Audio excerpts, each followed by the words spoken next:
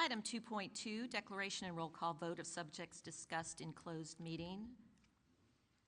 May I have a motion? I make a motion to adopt the certificate of closed meeting. Second. Thank you, Mrs. Hodges. Thank you, Mr. Morgan. Any discussion? There being none, may we have a roll call vote? Mr. Morgan? Yes. Ms. Diggs? Here. Mrs. Hodges? Yes. Dr. Gibbs? Yes. Item 2.3, approval of personnel action. May I have a motion?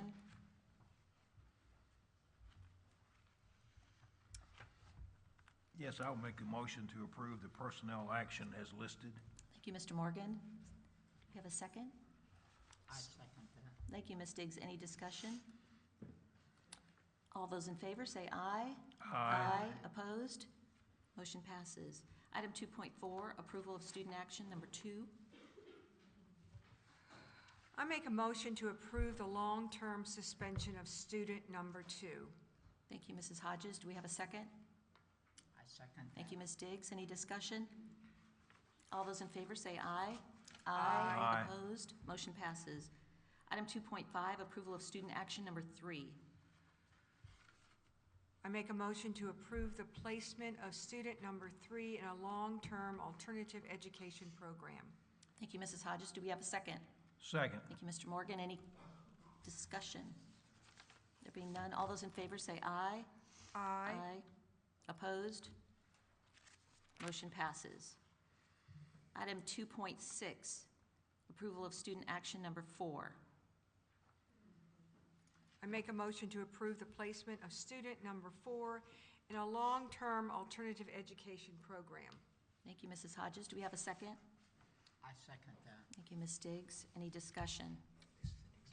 All those in favor say aye. Aye. Opposed? Motion passes. Item 2.7, approval of student action number 5. I make a motion to approve the placement of student number 5 in long-term alternative education program. Thank you, Ms. Diggs. Do we have a second? Second. Thank you, Mrs. Hodges. Any discussion? All those in favor say aye. Aye. Opposed? Motion passes. Item 2.8, approval of student action number 6. I make a motion to approve the expulsion of student number 6 and place in a long-term alternative education program for the remainder of the 2025-2026 school year. Thank you, Mrs. Hodges. Do we have a second? I second that. Thank you, Ms. Diggs. Is there any discussion? All those in favor say aye. Aye. Opposed? Motion passes. Any more comments, questions?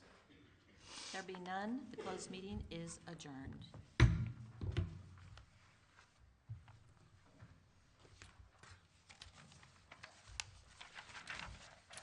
would like to welcome everybody to the December 16th, 2025 Mathews County School Board regular monthly meeting. Would you please all rise to state the Pledge of Allegiance with me? I pledge allegiance to the flag of the United States of America and to the republic for which it stands, one nation, under God, indivisible, with liberty and justice for all.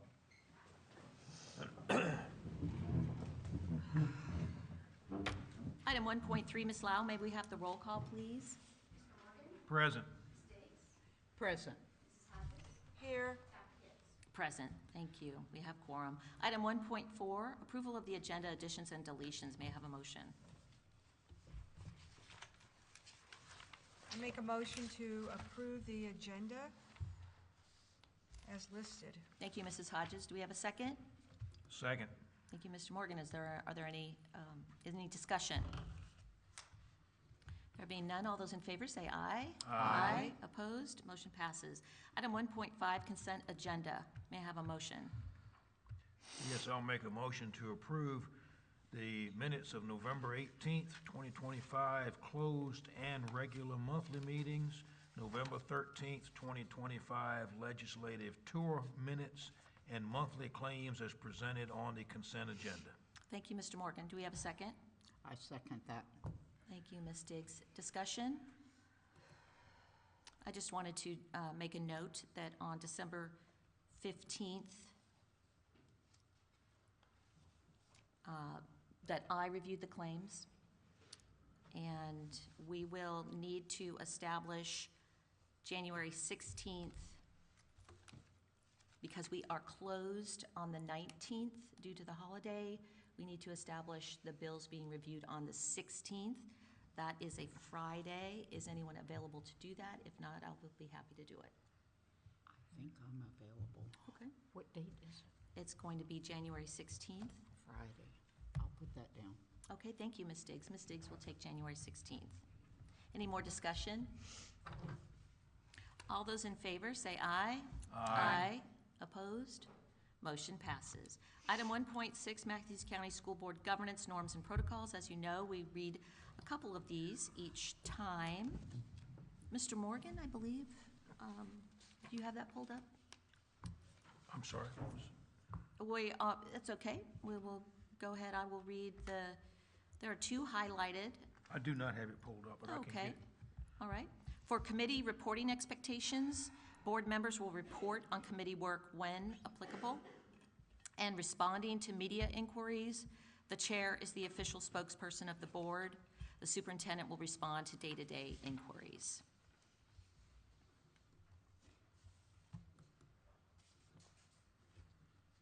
Now we get to the fun stuff. Recognitions. Item 2, fall sports. This is Amy O'Neill. You are up first. Can't wait.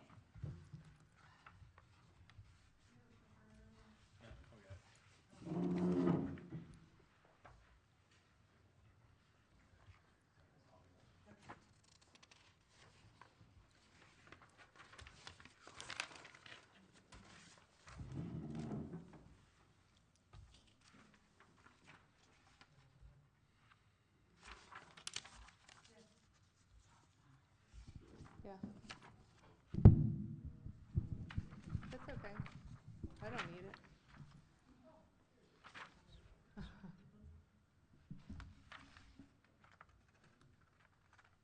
There you go.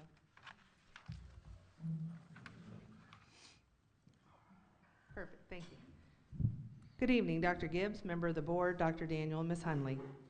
Thank you for putting me close to the top of the agenda. I have 2 games going on, so it's really great that I can do this and be back over there. I'd like to get started on our fall sports. We had a tremendous fall.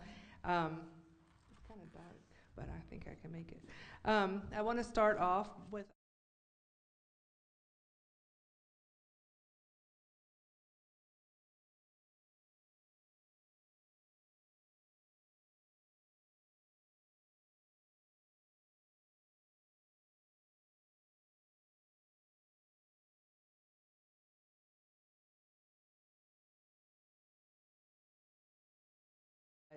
but it was really great that we had that input. First of all, fall cheer started off very strong. The squad trained hard throughout August. The cheerleaders supported the football team early in the season. Teams shifted their focus to support other fall sports because of our unfortunate end with football. The volleyball games were well attended and they cheered from the stands. And the homecoming events were successful and well attended.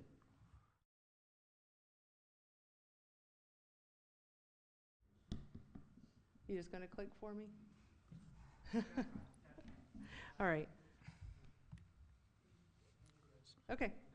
All right. So, and we have our cross-country team. We always have phenomenal results with our cross-country teams. Thank you to Coach Grieve. We have the girls cross-country team. They were Region A regular, Okay, yes. Region A, 1A regular season record is 16-4. We had an individual honors were Elizabeth Moore, Aline Rowe, Kylie Swanson. They were all district. Elizabeth Moore was all region, and all state was also Elizabeth Moore. So that was very great thing. Elizabeth is a sophomore, so we have a lot of good years still left with her. She's over playing basketball now. Team highlights, they placed 5th at a Knights Crossing Invitational. There were 17 teams. We had placed 27 in the Virginia Cross Country Showcase, which was 34 teams. Let's see. I don't think I'm saying this right. Am I saying that backwards? I am, right? That's the boys. That's the boys, right? Okay, I'm sorry. Okay, and they competed at the VHSL State Championship. Boys cross country, their regular season, they were 20-0. That was fantastic. Wow. Individual honors, all district, Chase Higginbotham, Blake Hunley, John Jenkins, Salvador Cardenas, Ivor Golden, Dominic Winters, and Adam Grieve. All region, we had Chance Higginbotham again, John Jenkins, Ivor Golden, Adam Grieve, Blake Hunley, Sal Cardenas, and Dominic Winters. All state was Chance Higginbotham. They placed second out of 27 teams at the Knights Crossing Invitational, 10th at the Virginia Cross Country Showcase of 43 teams, Tidewater District champions, Region 1A champions, and finished 5th at the VHSL State Championship. So I think that deserves a round of applause. Absolutely.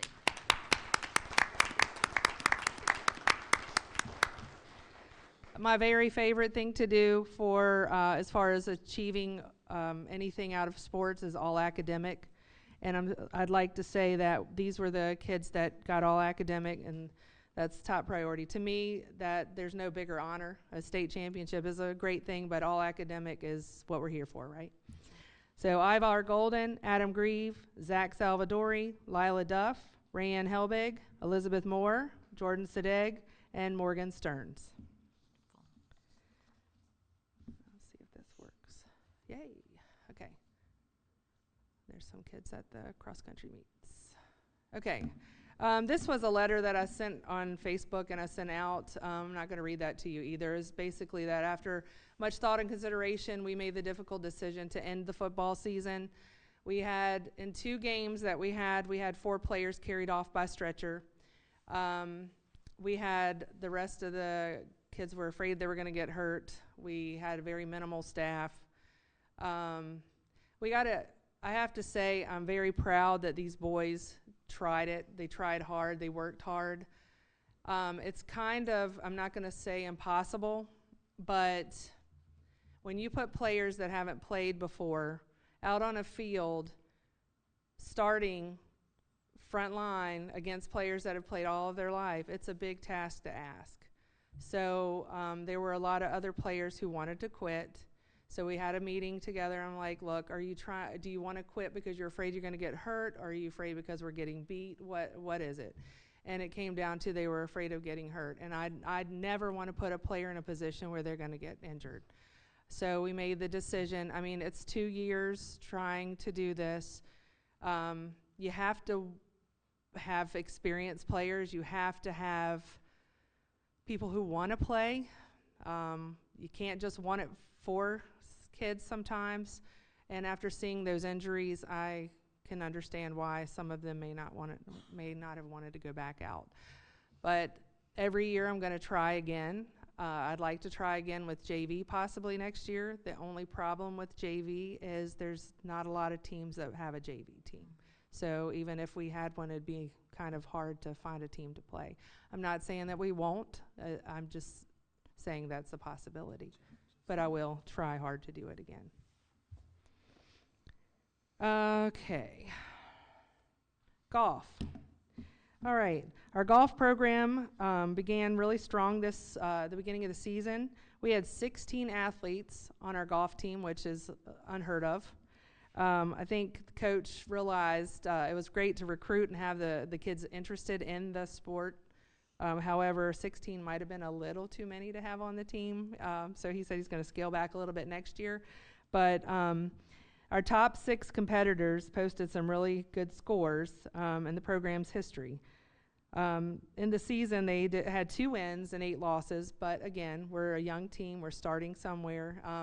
I told a bunch of the students about when they get upset that they lose or whatnot. I'm like, when you have a new program, and I took a program when I was a coach that was a program that had struggled for a while, you can't turn that program around in a year. It's going to take 4 or 5 years to be able to turn that program around. And I really feel like we have a really good coach in place. I feel like we're going to sky's the limit. We have a wonderful freshman who went to state this year, that I think that he says it was his most awful score ever. So I think if we give him time, get experience, I think he's going to be wonderful. We placed third in the district tournament, so that's awesome. We competed in the Region 1A tournament at the Golden Eagle Golf Club. Brandon Hubbard is who I'm speaking of, who went to state. He placed 6th in region, and he qualified for the state tournament, like I said. He finished 30 out of 60 competitors at the state tournament, and that's a pretty good feat. And apparently, if he had done as well as he's done in the past, he would have been a lot closer to the top. So all academic: Chase Ambrose, Elton Hudgens, Brandon Webb, Michael Wyatt, and Corey Jen.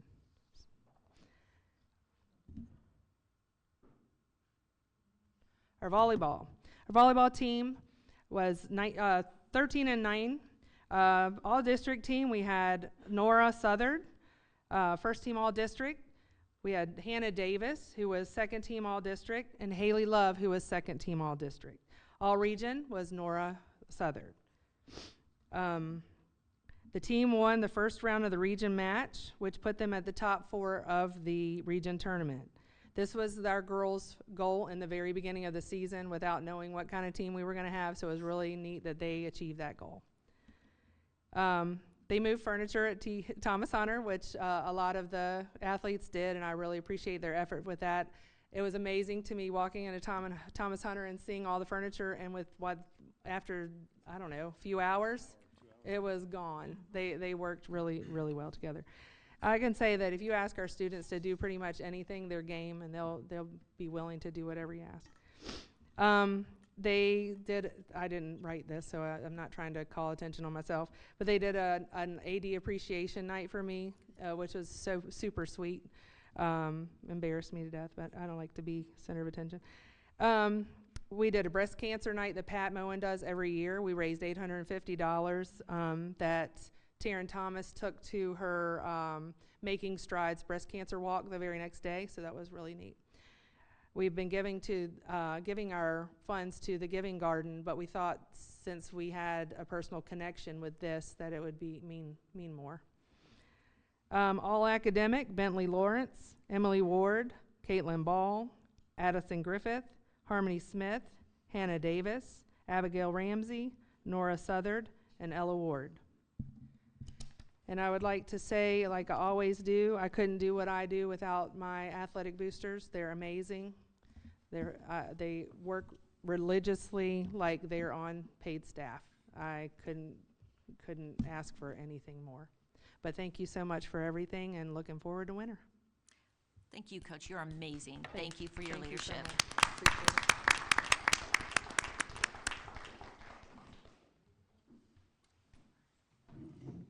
We have some special recognitions now on item 3.1, retirement plaque presentation.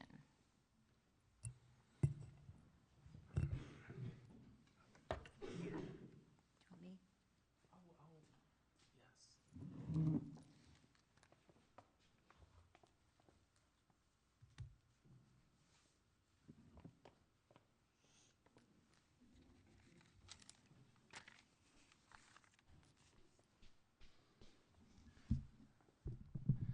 So special people require kind of a special change of plans.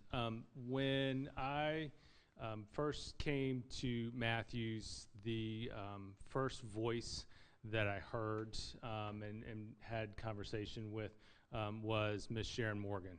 Ms. Morgan has worked diligently for Mathews County Public Schools, especially in the school board office, organizing the numerous superintendents, but the work of the school board and the work of the school board office.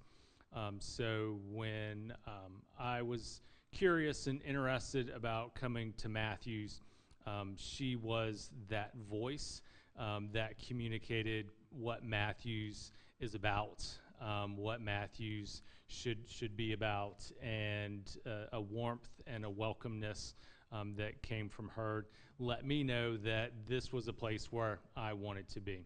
So as individuals and families for many decades have called the Mathews County School Board office with questions or concerns or information, they have been able to speak with Ms. Morgan on multiple levels. And so she's been able to do the things to reassure families, reassure our community, lend an ear, but also a welcoming voice, while also providing just so much guidance to folks who have come and gone through our school division.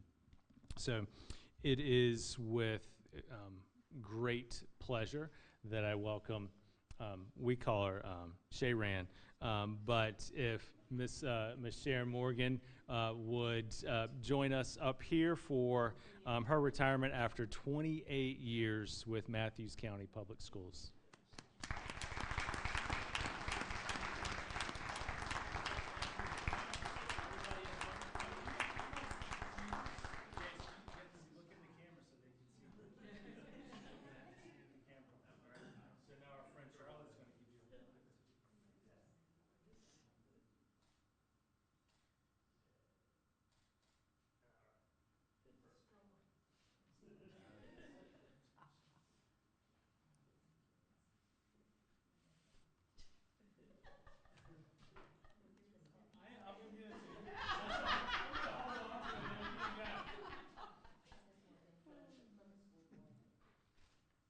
No one knows what the school board clerk does, I think, and she's finding out, this is what I was finding out, but I've worked with you for several years, and it's been a pleasure. You've treated me like a friend and, you know, and a professional, and I really appreciate it, and we all wish you the most happy, amazing retirement ever. Thank you for everything you've done for us. I'm sure my members will agree. I'm not going anywhere. Okay. I'll be right. Aaron's Beach.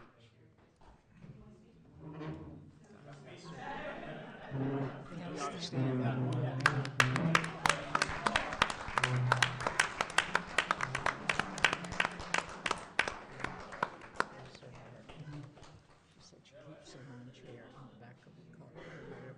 Ready to go? Stay in or she leaving? And you get this recording, it tells you. She's like, You know your phone extension and this and the other. And I just want to say a couple of things. In addition to the 28 years, you have assisted 23 school board members, 6 assistant superintendents, and 4 superintendents over those years. So that's quite a feat. Thank you, Ms. Morgan. Thank you.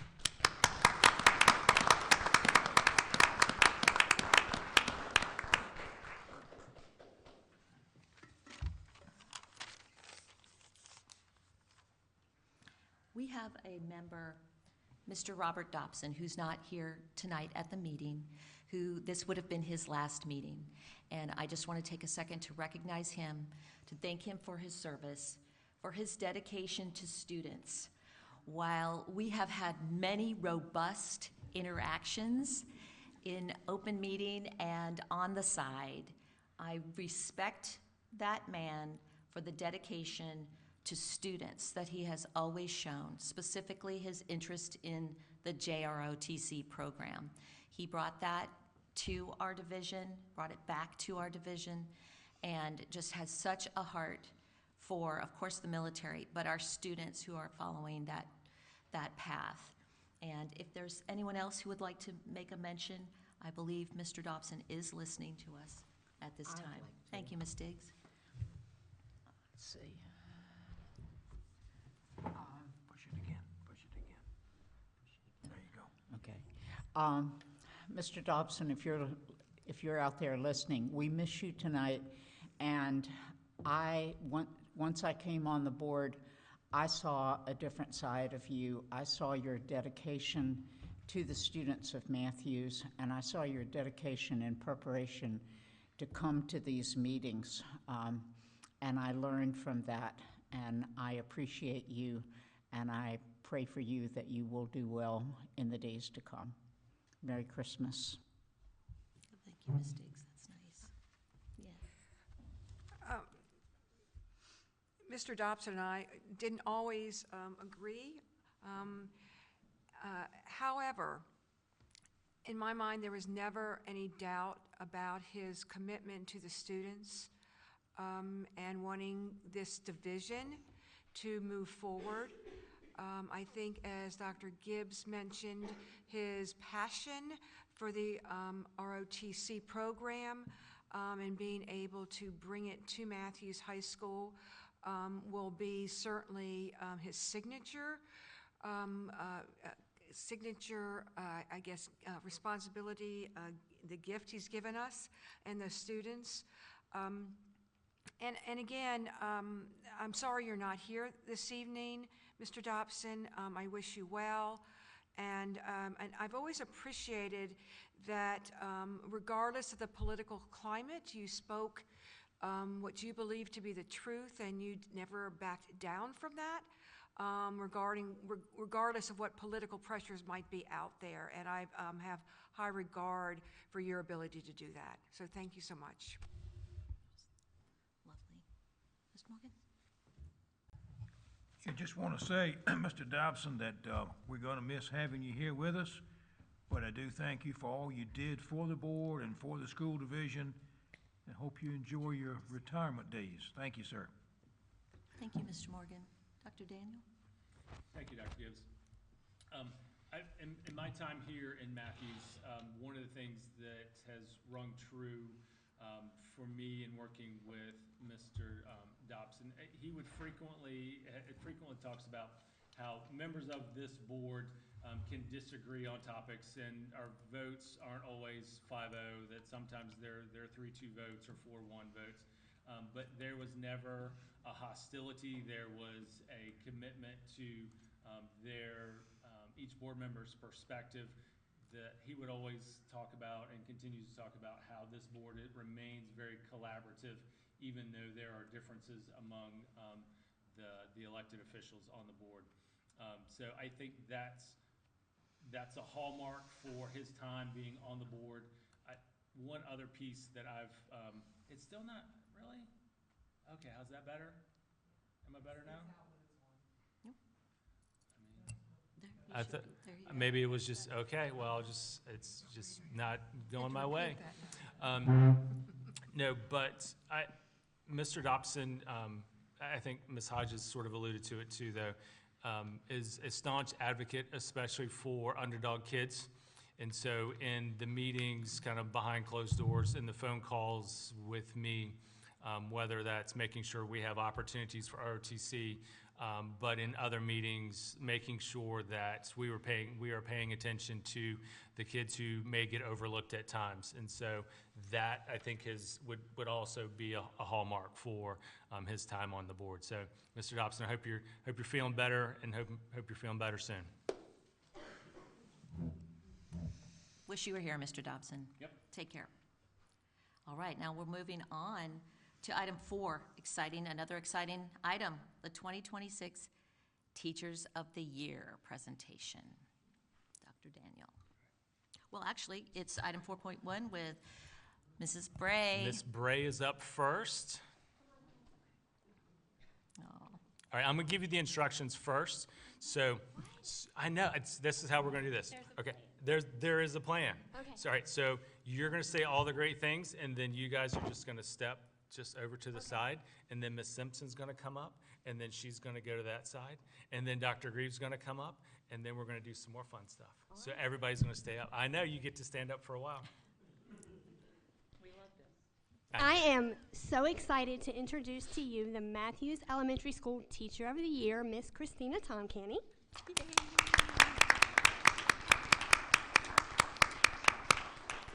Miss Tomcanny makes learning fun. She convinces kids that they can do hard things. And I don't know if she's really world famous, but I'm pretty sure her pep talks to students are world famous. You know, when you spend time in a school building, you can walk down the hall and you can tell what's going on in the classroom. Quiet, I bet they're taking a test. Laughter, maybe they're reading a story. Miss Tomcanny's room, you walk past, you stop, you back up, and you think, what is happening in there? And so more often than not, I'll just pop in and say, what are you doing? And they're celebrating something always. Just this week, I walked in and said, what is happening? Because I could hear this deep kind of growly sound. And I said, what is going on? They were practicing their spelling words like Santa. G-I-R-L, ho, ho, ho. So much fun. Great. But I want to tell you what her colleagues had to say about her, because I think that this speaks volumes. She inspires a love of learning and sparks enthusiasm and curiosity in both high achievers and those needing additional support. And she celebrates each child's success. Students don't just belong to Miss Tom Canny for 1 year. They admire her and love her long after their year in her class. Every day, you can see former students stopping by for conversation and a quick hug. She brings joy to our days. Plus, if you've ever heard her laugh, it's contagious. And we all need that laugh in our building and in our hearts. Ms. Christina Tom Canny. Yay. Great. Wonderful. Congratulations. Fantastic. Mrs. Simpson for Thomas Hunter Middle School.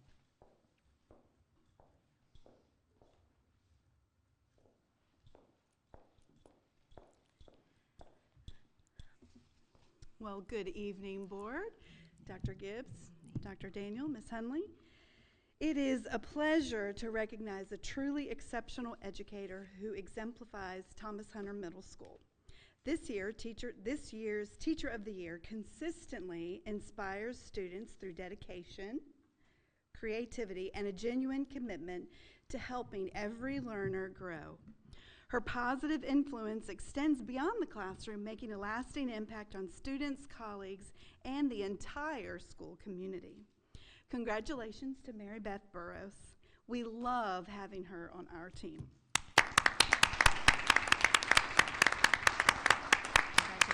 Congratulations. So, through the nomination process, I did receive some comments, and I wanted to share with you some of the things that were said about Ms. Burrows.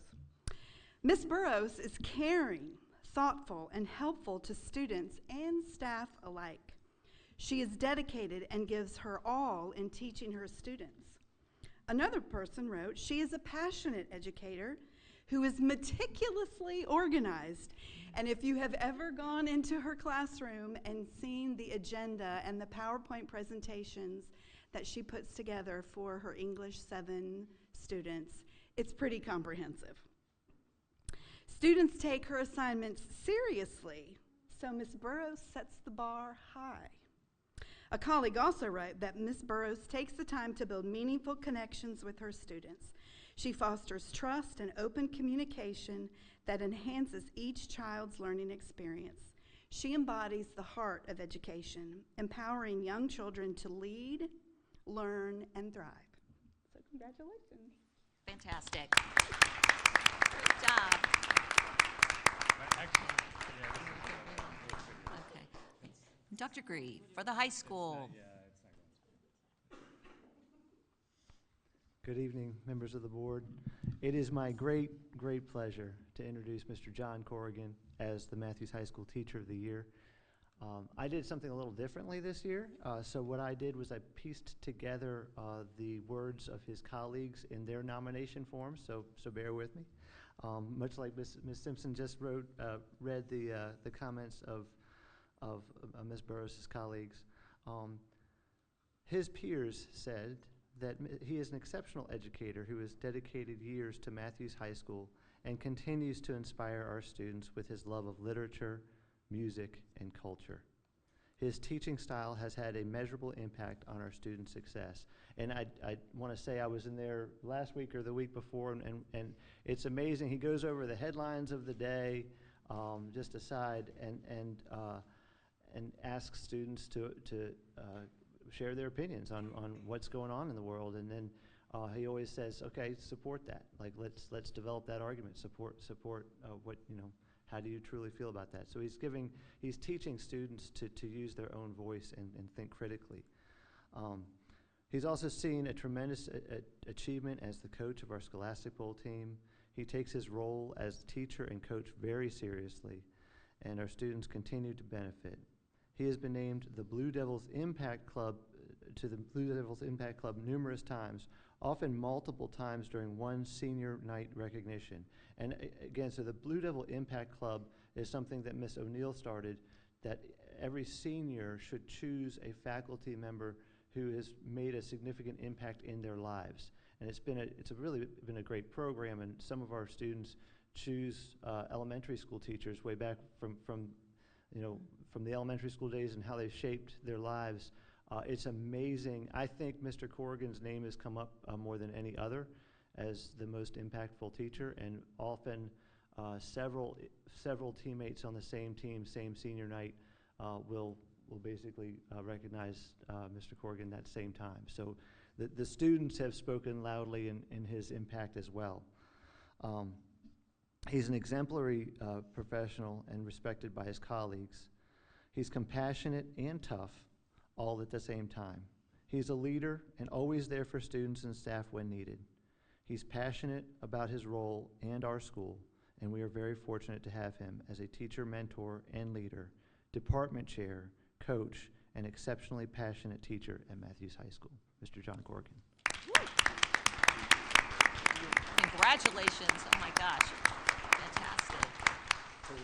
So I'm gonna pass out some plaques here in a second. I just want to also take them, and then we'll get to the Division Teacher of the Year. I just want to also thank ESS.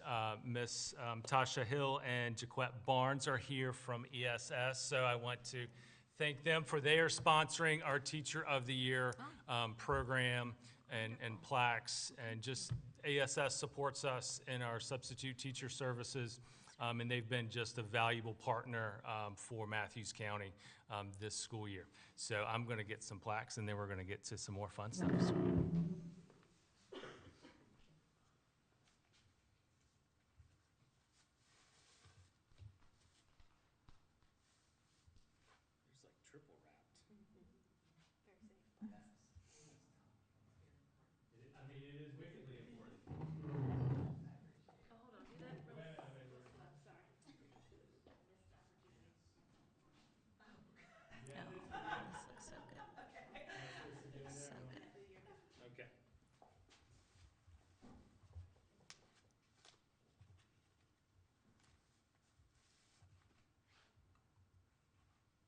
Miss Brooke. So yeah, there was a much better plan. It wasn't supposed to be like Family Feud. We were trying to stay on camera. Come this way. Yeah.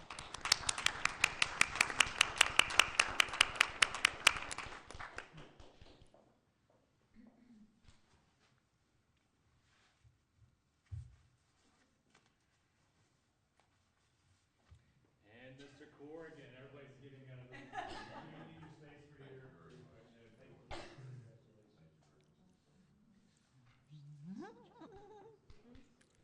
Thank you. Great. Great. Great. Okay. Gonna do them all together? You want a picture of them all together, or? Just do it all- Hang on. All right, so just maybe if our three teachers of the year could come together and just do like Yeah, and maybe in front so that people could see them. Could do it. Do you want them? Plain backdrop one, and then have them stand in front of that.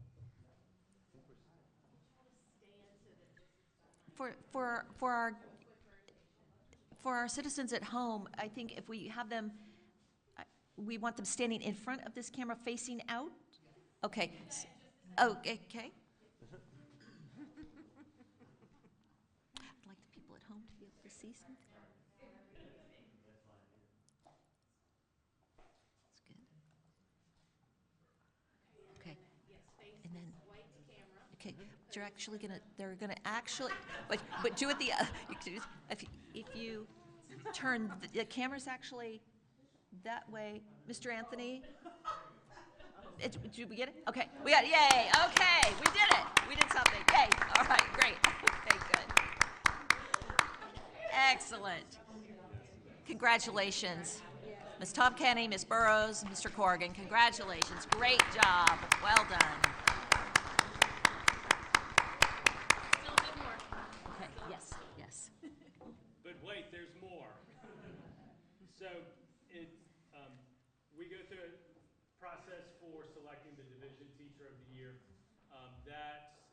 Division Teacher of the Year has the opportunity to then put forth their name for the State Teacher of the Year, goes through a regional process, and then on to the state. So we had a really difficult time this year. Three extremely talented educators who've done a tremendous amount for the kids and our community in Mathews. Ultimately, we decided on the Mathews County Teacher of the Year to be Mr. John Corrigan.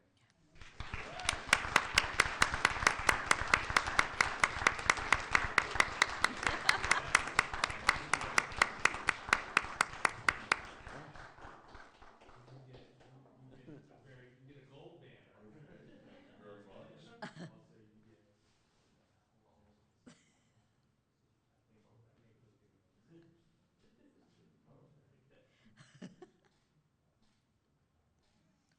Wonderful. And we also from ESS, we have an extra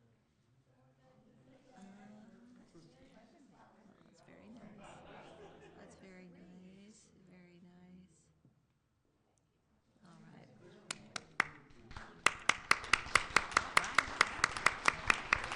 Wonderful.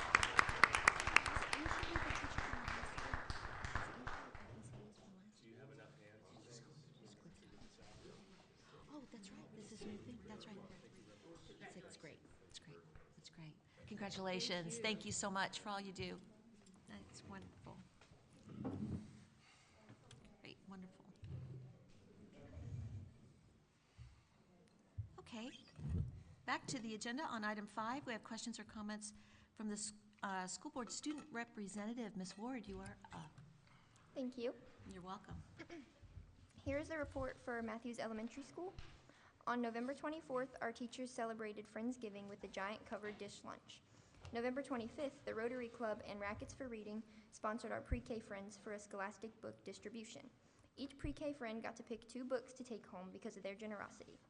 Our fabulous PTO prepared a breakfast for teachers and staff before Thanksgiving. It was delicious and very much appreciated. We are celebrating the 12 days of Christmas with the fun theme every day. Jingle bells, festive attire, reindeer antlers, and Santa hats are everywhere. Our pre-K and kindergarten friends had an adorable performance on December 11th and ended with all of the families singing together. The kids were so excited, and we were all in the holiday spirit when we left that evening. The week before Christmas break always brings great joy to MES. Our classrooms are filled with laughter, excitement, singing, and crafts. One day the halls echoed with the class practicing their spelling words the way Santa talks, and ending each word with the belly laugh, ho ho ho. The Mathews High School Band will perform a Christmas concert for MES Thursday at 1:50, and we will end our week together singing fun Christmas songs before the students leave for the winter break. The Thomas Hunter Middle School Seahawks have also had a great month at school. Our students have completed the STAR reading and math test for the mid-year assessment. Students' reports will be coming out after the holidays so parents can see how their child did. THMS has a school-wide goal of no zeros in Power School for quarter 2. Students have been checking their grades and making sure that all work has been turned in. If anyone needs help getting into the program, please let the school know and someone will assist. 7th grade students had a trip to Richmond to see the Nutcracker. Thank you to Ms. Burrows for organizing the trip. Our 6th grade students had the opportunity to go to Machicomico State Park for a science field trip. They learned about ecosystems and had a great time. Thank you, Ms. Sowers, for arranging this trip. Many students participated in the Mathews Christmas Parade last Saturday. We appreciate those who walked in the parade. On Wednesday, December 17th, our students will be presenting the sights, sounds, and tastes of the season. Join the Thomas Hunter Middle School Band and exploratory classes for an evening celebrating the season. Doors open at 6 and the concert will begin at 7. THMS would like to say a huge congratulations to Mary Beth Burrows for being selected Teacher of the Year for our school. We appreciate your dedication to our students. Thomas Hunter Middle School staff would like to wish all our Seahawks a very happy holiday and a Merry Christmas. And for Mathews High School, we've enjoyed a very busy month of December as the students eagerly prepare for winter vacation. Our art students participated in the annual Made in Mathews Student Art Contest, and we'd like to congratulate our top 3 finishers. Nolan Swan placed 3rd, Ellie Congrove placed 2nd, and Savannah Bass placed 1st. We really appreciate the students in our FCS classes for preparing soups for our faculty and staff on November 21st. We all appreciate the work of our FCCLA members in their effort to lead a food drive to benefit Hands Across Mathews. The FCCLA is currently collecting coats for kids and teens until January 16th. We appreciate everyone who has already made donations to the kids of Mathews. We also appreciate everyone who has supported our junior class and prom by purchasing gift certificates to the Tidal Wave Car Wash for their annual fundraiser. We also appreciate the work of our music department, who has been very busy during the month of December, performing for the public at many events. Most notably, their annual holiday concert on December 3rd and the annual Mathews Christmas Parade on December 13th. Last week, our Beta Club concluded its annual Toys for Tots drive, working with the United States Marine Corps to provide toys for students in need. This week, all of our students, faculty, and staff are welcoming the holiday season with our Holiday Spirit Week, and we're having fun dressing each day to different themes. We are all definitely ready for winter vacation. Great job. Thanks, Ms. Ward. Good. On to item 6, student achievement. 6.1, our school performance and support framework.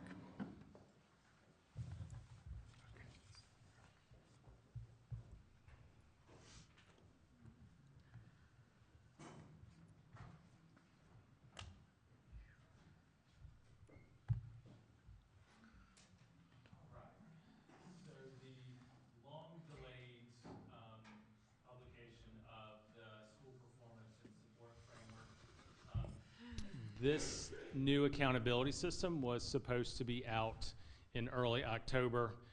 It was delayed until, I think, December 10th, I think is when it finally came out. So this, I'm going to try to walk through both our scores while also explaining this accountability system, because it is very different than what we've been used to for the previous 25 years in talking about standards of learning testing and then No Child Left Behind and AYP and various other things. So this accountability system brings into it a lot of other variables and metrics and measurements. All right, so the first piece to think about is, with this framework, we've historically talked about accreditation and school divisions being fully accredited or schools being fully accredited. Accountability is now a separate entity from accreditation. And there's a slide that's coming up on this. But accountability from the state's perspective is now about output. So what is student performance? What are the results from students in school? And then they are trying to distill multiple variables and metrics into kind of a 0 to 100 scale, and then grouping, having, I guess, categories, or an easy way to say it, are grades, kind of grading schools in that 0 to 100 scale for the output of student performance in multiple kinds of areas. So those state performance categories or grades are really distinguished, on track, off track, and needs intensive support. So those are the state performance categories. So to be distinguished or recognized as a distinguished schools, it's a score of 90 or above. On track is 80 to 89. On track is 80 to 89. Off track is 65 to 79. And then needs intensive support is any school that's below a summative score of 65 points. Then at the federal level, there are federal identification categories: comprehensive comprehensive support and improvement, additional targeted support and improvement, and then just simple targeted support and improvement. So we can talk a little bit about those as we go forward. Again, so that's about accountability. Accreditation is really about compliance. So now the accreditation piece has to do with, are we following state code? Are we following the number of instructional hours, teacher licensure? I think it's about 120 questions on a survey that we fill out, double check on compliance to make sure that we are accredited. So accredited is following, following mandates is basically what it is. It has nothing to do with student performance going forward. Okay, so again, different diagram kind of showing what they would say is the bifurcation of accountability and accreditation. All right, so going back to the accountability piece and that school performance and support framework. So there is a weighting that goes into each school's summative score. So elementary schools are going to vary a little different from middle schools, who vary a little bit from high schools. The three general categories for each school, though, are mastery, growth, and readiness. The elements that go into mastery, growth, and readiness are going to vary slightly, again, by each school. So you see in the table below each sort of circle graph. So for elementary schools, mastery is 65%, growth, it constitutes 25, readiness is 10. That changes at middle schools, where mastery then becomes 60, growth is 20, readiness is 20. High schools, mastery is 50. You have graduation that floats in because growth is not a factor in the high school calculation. So you have mastery, graduation, and readiness. Readiness becomes a much larger component at the high school level.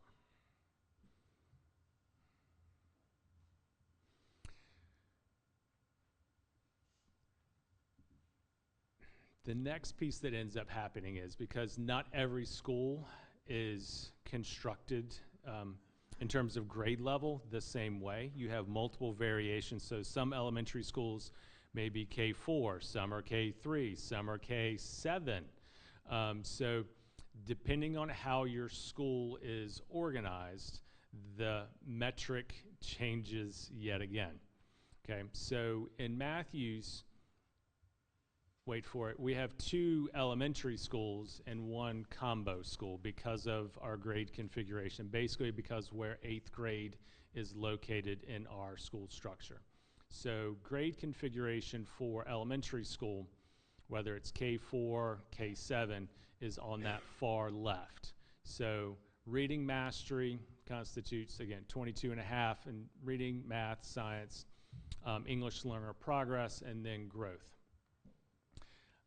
I'll take a moment at this time to, if you remember probably back in your schooling days, thinking about a Rube Goldberg machine, over engineering some solution.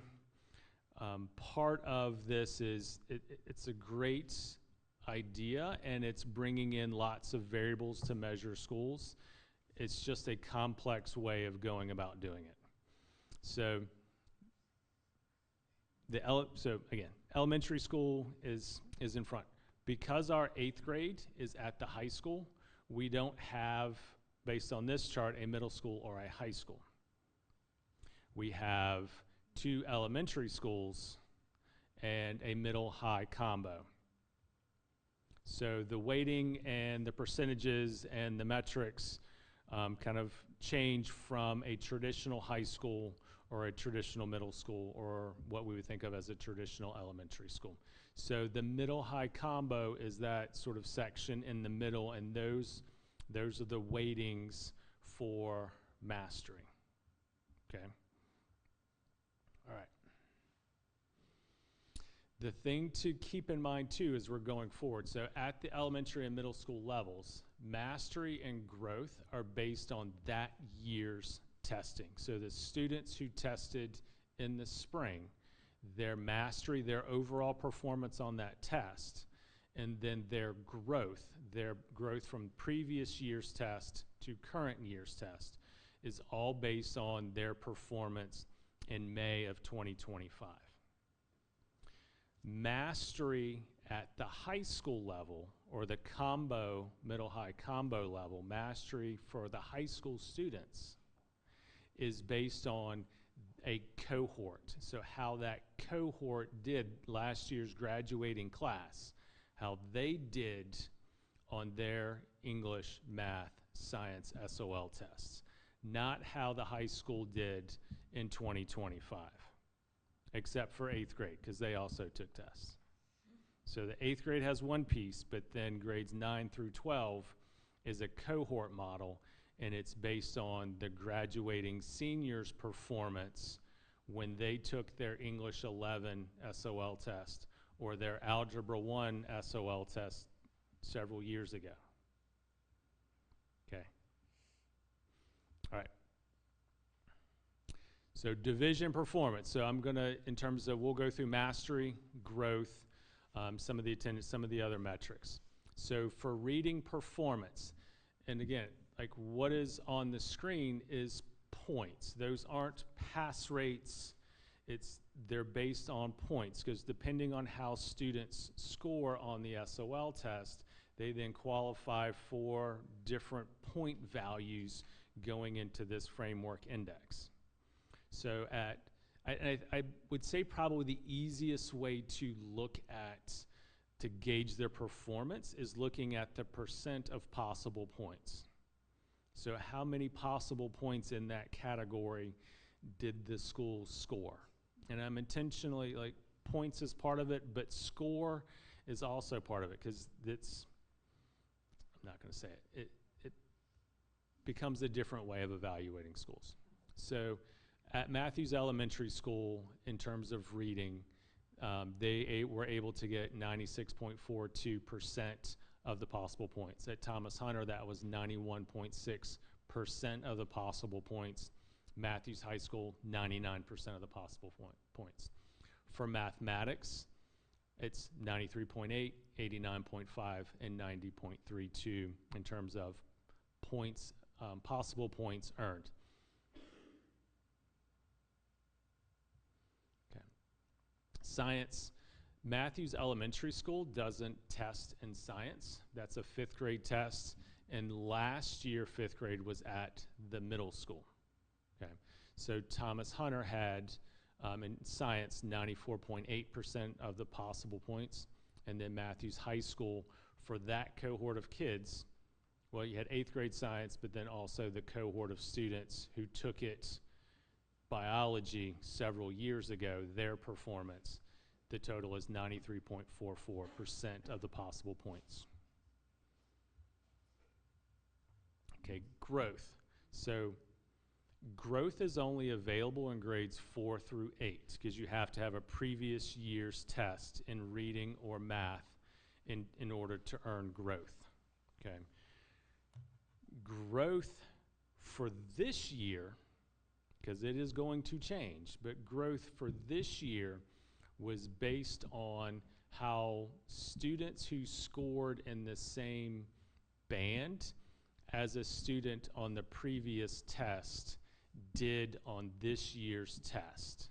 So there was a predictive, some statistical analysis that was done to determine what the expected growth would be for students at each sort of score band on the previous. So if you were within the same standard error as the kids who did the same as you did last year, you were worth some amount of points. If you performed less than that group of students, then you were a fewer number of points. If you exceeded the standard error of those students, then you got a different level of points. There's no way for a division to predict growth with this model, because it's all done off-site, and we don't have access to how every other student did at those individual bands. Okay, so we, in terms of trying to gauge where we are on this framework, was nearly impossible with regards to growth. Also, the contract with the company that performed all the statistical analysis is not renewed, so we will have a completely different model for growth next year anyway. Okay.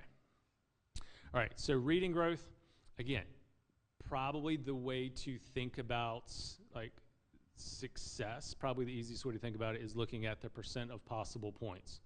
So for growth, at the elementary school, 75.9, at the middle school, 72.08, at the high school, 80.2. And so growth is, again, at the high school is only 8th grade. It's not going to include 11th grade. Math growth, elementary school, 59.3, Thomas Hunter, 71.58, and then the high school, 70.4. Again, that's only 8th grade. All right, Chronic absenteeism, this is probably the easier metric because regardless of where you are, absenteeism is still an annual metric. So it's not, even for the high school, it's not based on the graduating cohort. So chronic absenteeism is how each school did with regards to chronic absenteeism last year.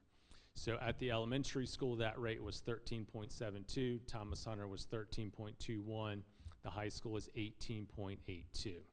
If you think back in terms of, and again, we've talked about it a little bit before with attendance, but several years ago, the division overall, I think, was around 27 or 28%. I think the high school was at like 33%, and I think 22 or 23, something along those lines. So we've worked to improve the absenteeism or attendance rates. So we're down to 13, 13, and 18.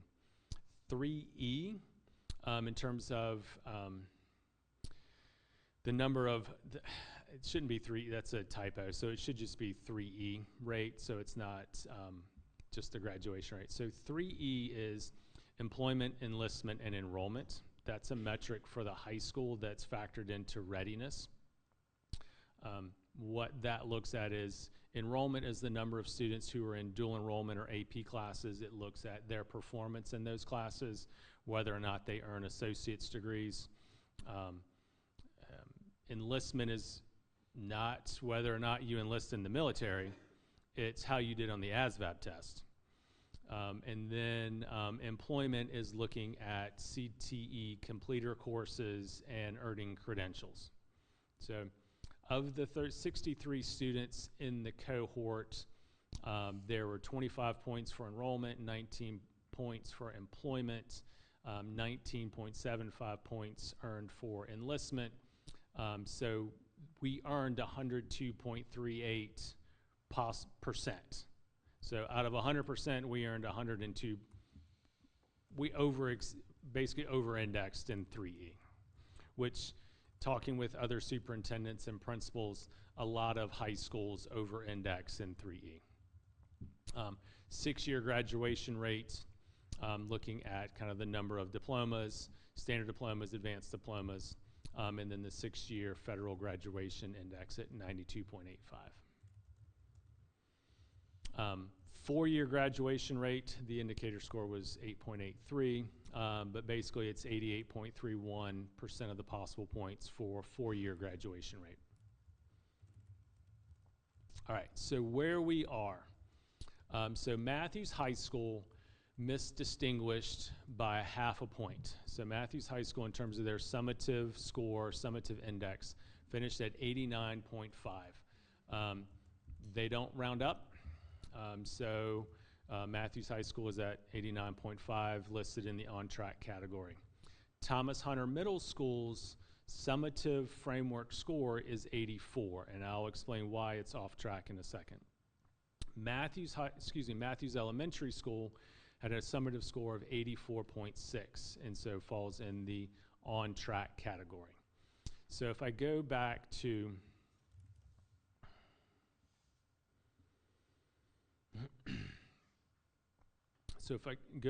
this slide, so the state performance categories and the federal identification categories. So targeted support and improvement. So this area at the very bottom, targeted support as an improvement, looks at subgroup, student subgroup categories and looks at performance of subgroups. So while Thomas Hunter Middle School overall summative score is smack dab in the middle of on track, there is one subgroup at Thomas Hunter that performed below expectation. Because of that, they're in the federal identification of targeted support. Okay, so there's some improvement plans that we'll be working on for Thomas Hunter to look at that subgroup. It's in math and reading, so we're working on kind of action plans. A lot of that stuff we've already put into place with regards to multi-tiered systems of support, looking at various service models, intervention programs, and making sure we've got a better master schedule for interventions and things. So a lot of the things we knew weren't what they needed to be. And so we had already put those pieces in place. But overall score 84 for the middle school. Elementary school is 84.6 and listed as on track. Questions?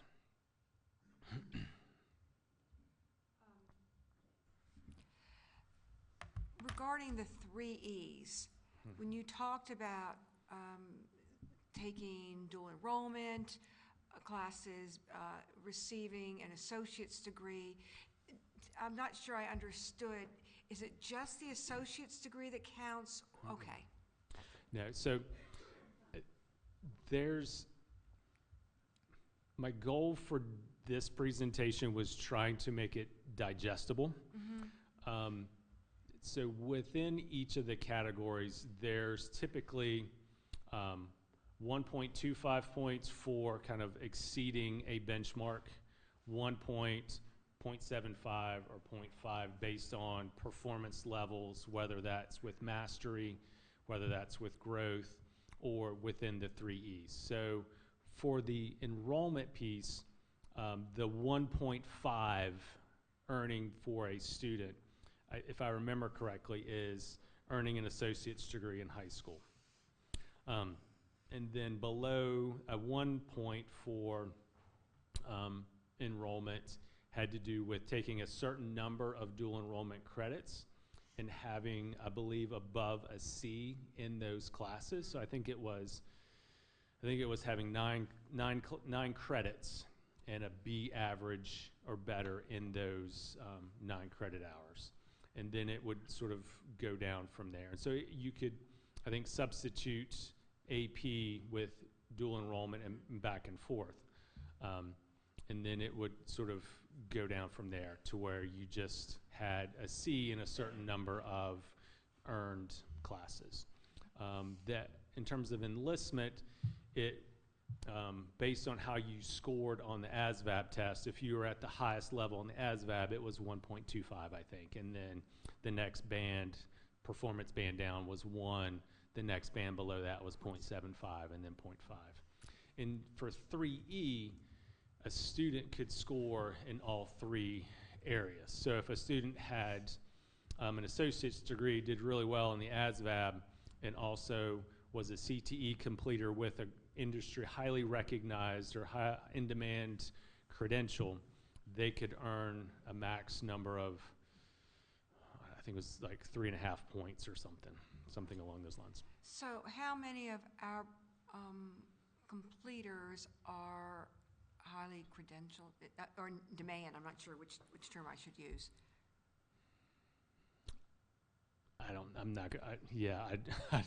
There's a lot of, I can find it. I don't know it at my fingertips. Okay. And finally, with such drastic changes that this is a drastic change over the last 25 years, as you said, 30 years. Is this associated with our present governor? And I ask that to say, with a new governor coming in, is there this sense that it's going to change again in the next 2 to 3 years? I think it will be tweaked. I don't, going to various conferences and meetings and getting, I guess, some insight, I don't anticipate a complete overhaul of this. I think some of the, as we've talked about before, some of the business rules of where the bands may fall or who gets 1.25, that sort of stuff, whether it's based on a cohort or based on that year's data. I think some of those things will be tweaked. I do believe that the multifaceted approach leading to an overall index score is probably going to stay. I think what little bit I've read so far, I think there may be some weighting differences between growth and mastery. I think they'll establish predictable growth models or tables, growth tables, for us to be able to better predict when a student is going to be a 1.25 in growth or a 1 or a 0.5, et cetera, et cetera. So we can kind of have a better idea of what our index is. Because we've been working on draft scores since probably late September, and the numbers changed every time we got a printout. And I think they've tweaked the numbers. I think the initial estimates based on this back in the summer were that 2/3 of our schools were going to be listed as off track or needs intensive support, and that sort of is kind of the other way around now. I think my last, it's a comment, and I probably shared this in some fashion before. These new ways of measuring our schools for the general public, even for school board members to some extent, are so obscure and tedious. It's just, I mean, it's no way community members can understand what goes into this. The story behind the numbers. And it has nothing to do with intelligence. It's just so much and so tedious and drills down so far. Our community is at a disadvantage in trying to understand what teachers and administrators are up against to be considered a competent, a robust school. Right. I think it's one of the observations I've seen. They're supposed to be putting out an overall sort of statewide, every school and every school's index. There was a FOIA request to pull that out, and so it was shared with us in the region, but when I looked at ours, the numbers were all wrong. And so whatever was sent as part of that FOIA request by some other entity, I think somebody filtered some of the columns wrong on the Excel spreadsheet, and so it skewed all the data, so none of it really lined up accurately. But I think the goal is to be able to distill all of these things down into kind of like a grade book average, or this is the grade my kid got an A this year or a B this year. My school got, I'm at a 92 or a 88 or whatever.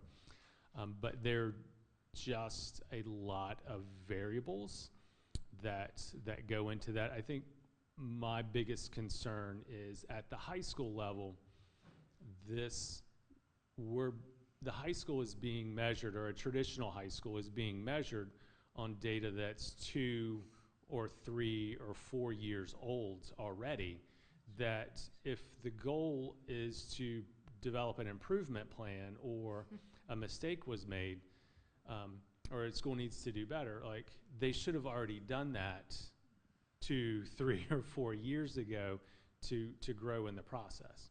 So like they've already been evaluated, there's already been some accountability applied to those tests from years ago.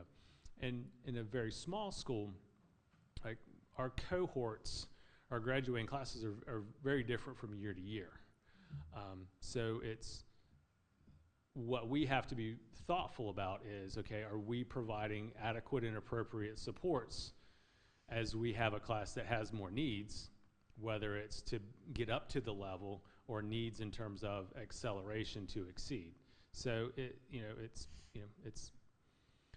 our norm is going to vary from year to year just because of the small size of our independent grade levels. And I think to your point, that information that's out there that's incorrect, it's out there. And people are already, probably reviewing it and judging it, and it's incorrect. And I suspect we're not the only school that has incorrect information out there. And that's just what's up here is correct. So like what's up here, what I'm presenting to you all is correct. Just to clarify for anybody at home, what I'm referring to in terms of was a spreadsheet that had all the schools in the state, in the Commonwealth, and sort of their scores. Like a lot of it was a kind of relatively dense spreadsheet, but as I just kind of being familiar with Mathews' scores, I just went to Mathews' I wanted to see how our elementary school compared to other elementary schools. But in looking at it, what's interesting is there are more high schools who earn distinguished than there are elementary schools in terms of percentages, and I think even in raw numbers. So the way this metric in the calculation played out, I think we're going to see that it was because of the 3E piece. It's a lot easier for a high school to earn distinguished than it is for an elementary school to do that, because the elementary school is going to, like, on one particular day or one set of days over 2 weeks during a testing, that is really the measurement of your school. And so whereas the categories broaden, the metric broadens when you get to middle school and high school. And then the formula completely changes if you're a combo. So if you're an 812 or a 712 so depending on where your 8th grade is, that determines whether or not you're a middle school. Do we have the ASVAB results? I don't have them in a presentation. I have them on a file. Do you think we can maybe look at those in January and see? It seems like that's an important And piece. just to that piece, we started then giving ASVAB, like, historically, ASVAB was given to students who had an interest in going into the military. So we would only test maybe 5 to 10 kids a year who said, hey, I'm thinking about doing this as a career option, or, hey, this is a really good vocational battery, and so it'll give us some interest inventory. But out of the blue, it became a part of this framework and metric. So us, along with most other high schools, then said, okay, well, if this is a metric, then we're just going to test, we're going to test everybody. Because you're measured on how each student does on the test out of everybody in the cohort. The denominator is the number of kids in the cohort, not the number of kids who took the test. So so basically, like, okay, we're going to test everybody, whether you want to or not. So then there's a lot of kids who are like, I don't want to be here. It doesn't matter. It doesn't have any bearing for me in any way, shape, or form. But because it's now part of the state metric, you're sitting for the test.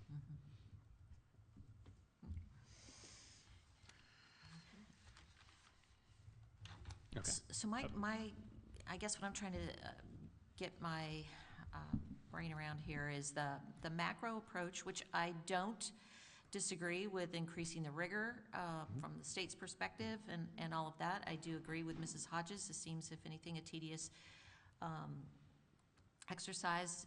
I'm sure the hours involved in dealing with this are countless, and we won't go into that. But on the day-to-day, as we're looking at student achievement daily, because that's what our leaders in our schools are doing. That's what they're there for. Is this another piece of the puzzle? It's a macro observation and set of outcomes, but the student by student digging in and developing those individual students, keeping that first and foremost on the mind through all of the other interventions, assessments, all of the tools at your disposal to assist individual students. Our goal is that our students are proficient, that they are prepared, that they are able to be functional in the world as a citizen when they leave us. And I don't want to lose sight of that. It seems like it's very easy to get lost in the weeds of all of this, and which I am interested in, and I think we need to know. But I believe that the focus remains in our individual buildings on building individual students and moving them along at the very micro level. Well, I'll bring you back to our strategic plan. So in the strategic plan, we talk about a 90% performance in reading, 90% performance in mathematics. Right. We talk about CTE and expanding CTE and completers and credentials. So all of those pieces, like, looking at the day-to-day pieces Yes. are going, as we stack better days in a row, then that's going to help our performance Right. on this metric Feeds into anyway. that. So I don't want staff getting wrapped up in this metric or Right. this framework. Right. I think our focus needs to be on, you know, Yes. developing the reading skills or the math skills or the content acquisition for some of the upper grades. And so if we do that stuff, the day-to-day stuff well, like, I guess you look after your pennies, the dollars take care of themselves. So if we do the individual lessons well, then these broader things begin to fall in line. Exactly. Thank you. Thank you. Any more comments? Thank you, Dr. Daniel. You're welcome. Item 7, citizens' questions, comments, or requests. Comments not pertaining to personnel or student matters. The protocol for public comment period, Mathews County residents and school employees wishing to speak should sign up with their name and address on the sheet provided. Each individual will have 3 minutes to speak. Comment period will end after 90 minutes. All comments should be directed to the school board. Speakers shall not address matters involving students or personnel, as these topics may violate confidentiality and are not appropriate in a public forum. Public comment is the school board's opportunity to listen to the speaker. Since our purpose is to hear from you, the board will not engage in dialogue with the audience or whomever is at the podium. Matters requiring a response will be directed to the superintendent for research and response. The superintendent may report back on such matters at a subsequent business meeting session as appropriate. The school board carefully considers your comments when deciding on matters brought before us. We appreciate your attendance and your input. Our first speaker tonight is Mrs. Kelly Lockerbie.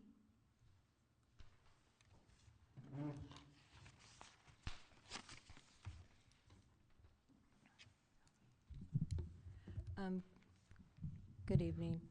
I am here tonight to express publicly my disappointment and concern that we are once again going to be without a licensed qualified special education teacher at the elementary school for the students with disabilities for the second year in a row.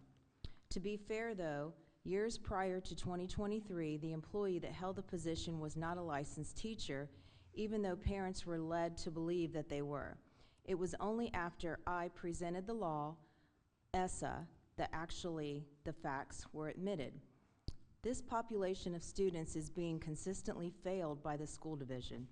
IEPs are not being followed, curriculum is being delivered by unqualified staff, inequitable division of resources, for example, understaffing, ESY hours compared to Gen Ed students' summer school hours, denial of FAPE due to classroom disruptions. Have any of you gone to the classroom to observe? Have any of you reached out to the teacher or paraprofessionals to get an idea of the issues and possible solutions? When a teacher is not valued, when they are demeaned, when they are encouraged to withhold information from parents, and even worse, encouraged to give false positive reports to parents, when paraprofessionals are told not to communicate with parents about their children, these are all red flags. The lack of transparency is alarming and should be alarming to everyone in this room. If you want to know what the issues are, all you need to do is ask. But my guess the reason is you do not ask is because then you would have to do something about it. There is absolutely a lack of accountability. I know more about special education than most people. I serve on a state committee where I work to advocate for students with disabilities and improve the outcomes and achievements. I actually chair a state subcommittee focused on just that. I serve on bipartisan committees with senators and House delegates to develop bills that change state laws to improve educational opportunities for students with disabilities. Yet, my own son is being failed year after year by our LEA. I have reached out to each and every one of you, and not one of you has taken any action or followed up with me.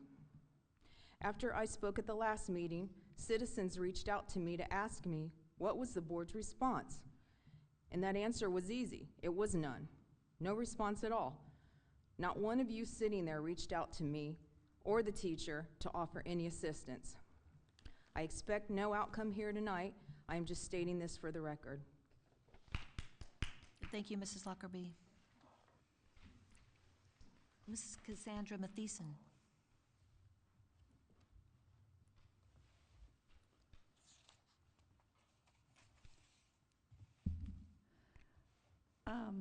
I have a daughter with Down syndrome. I'm sure that you all know this. There is a violent child that hits, kicks the teachers, the paras, daily in the SPED class. Due to this continued violence, a paraprofessional and a highly qualified special education teacher have given their notice. The violence is occurring to the point to where the children in the classroom have to be removed multiple times a day usually. My child that is nonverbal and cannot tell me what scares her, what hurts her, if she's being hurt, she has been mentally and emotionally damaged regardless. Would you want your child in that environment? Would you want your grandchild in that environment?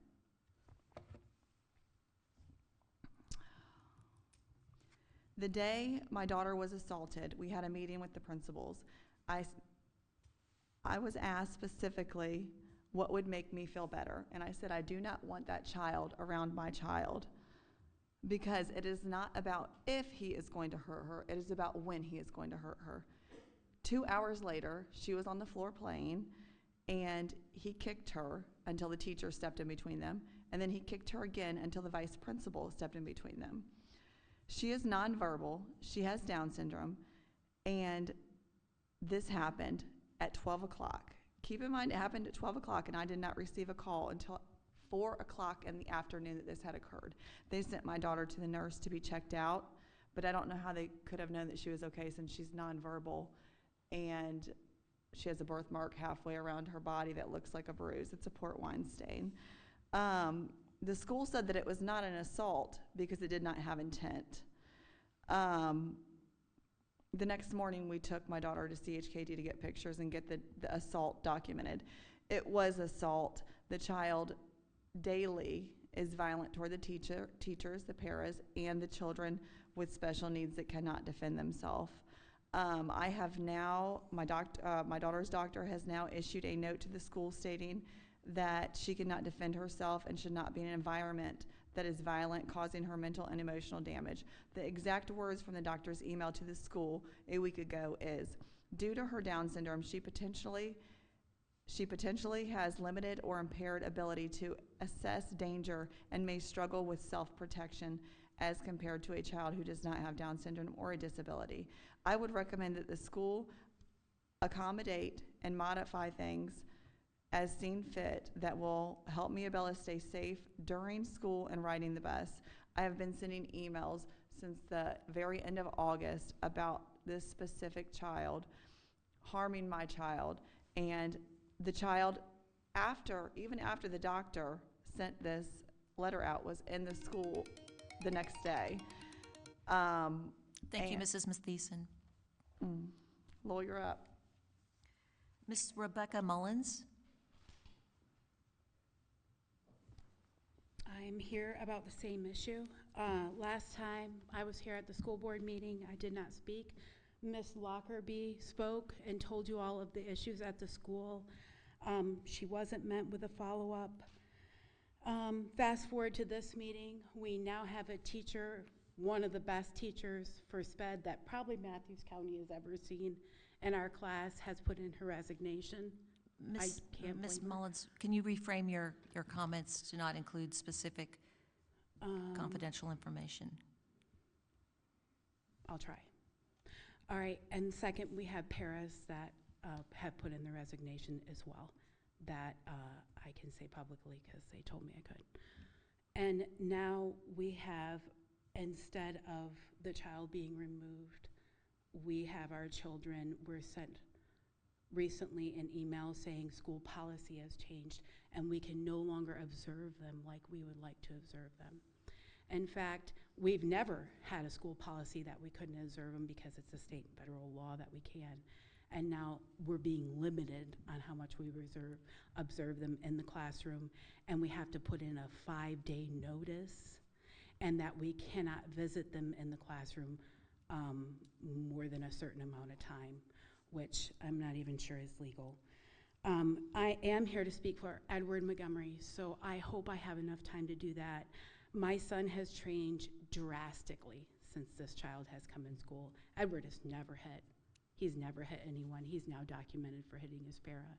He lays on the floor and doesn't want to do his work. He's never done that. That's new. I went to his doctor, and she recently put him on Miralax because it's upsetting his gut so much that he now has to be Miralax every day just so he can go to the bathroom. So it's affecting his health as well. He's been the sickest this year that he's ever been, and I do believe it's due to not feeling safe. He's nonverbal. He's scared. He's terrified. He fights me physically to not go to school. He's never done that. That's new. I'm scared for my son. I'm scared for the other students.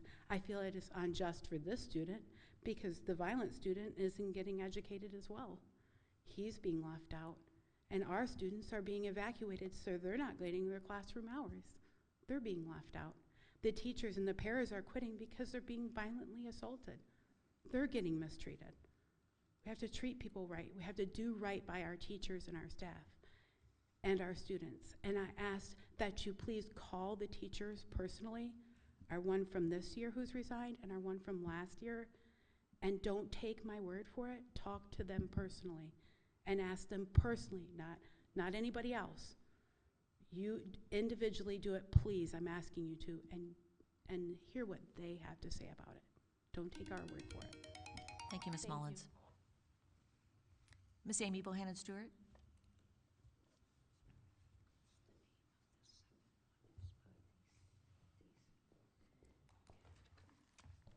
Good evening. I'm going to enjoy one of my last opportunities to speak as just a taxpayer tonight.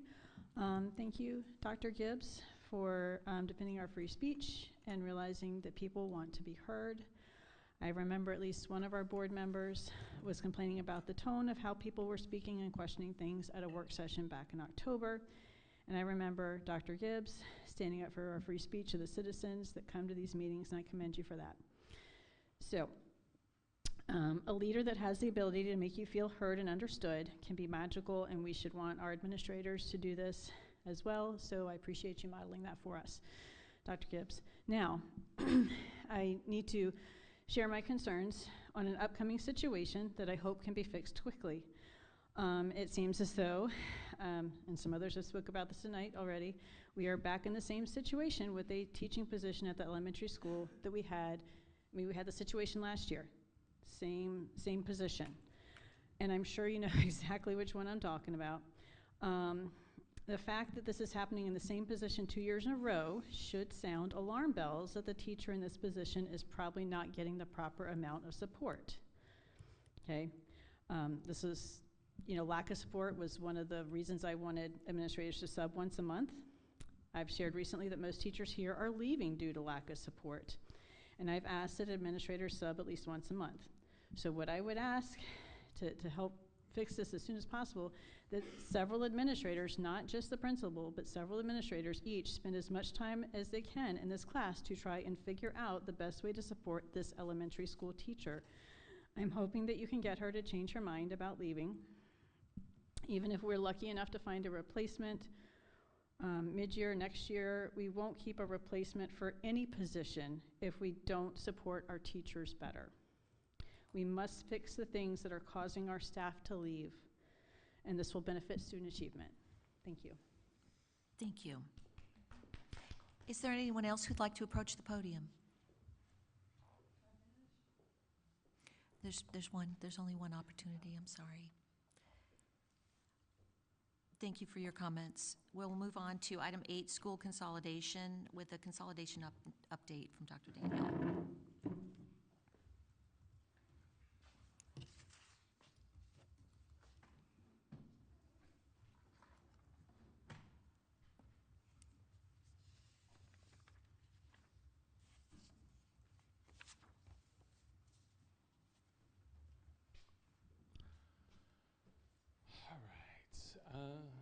Turn this on.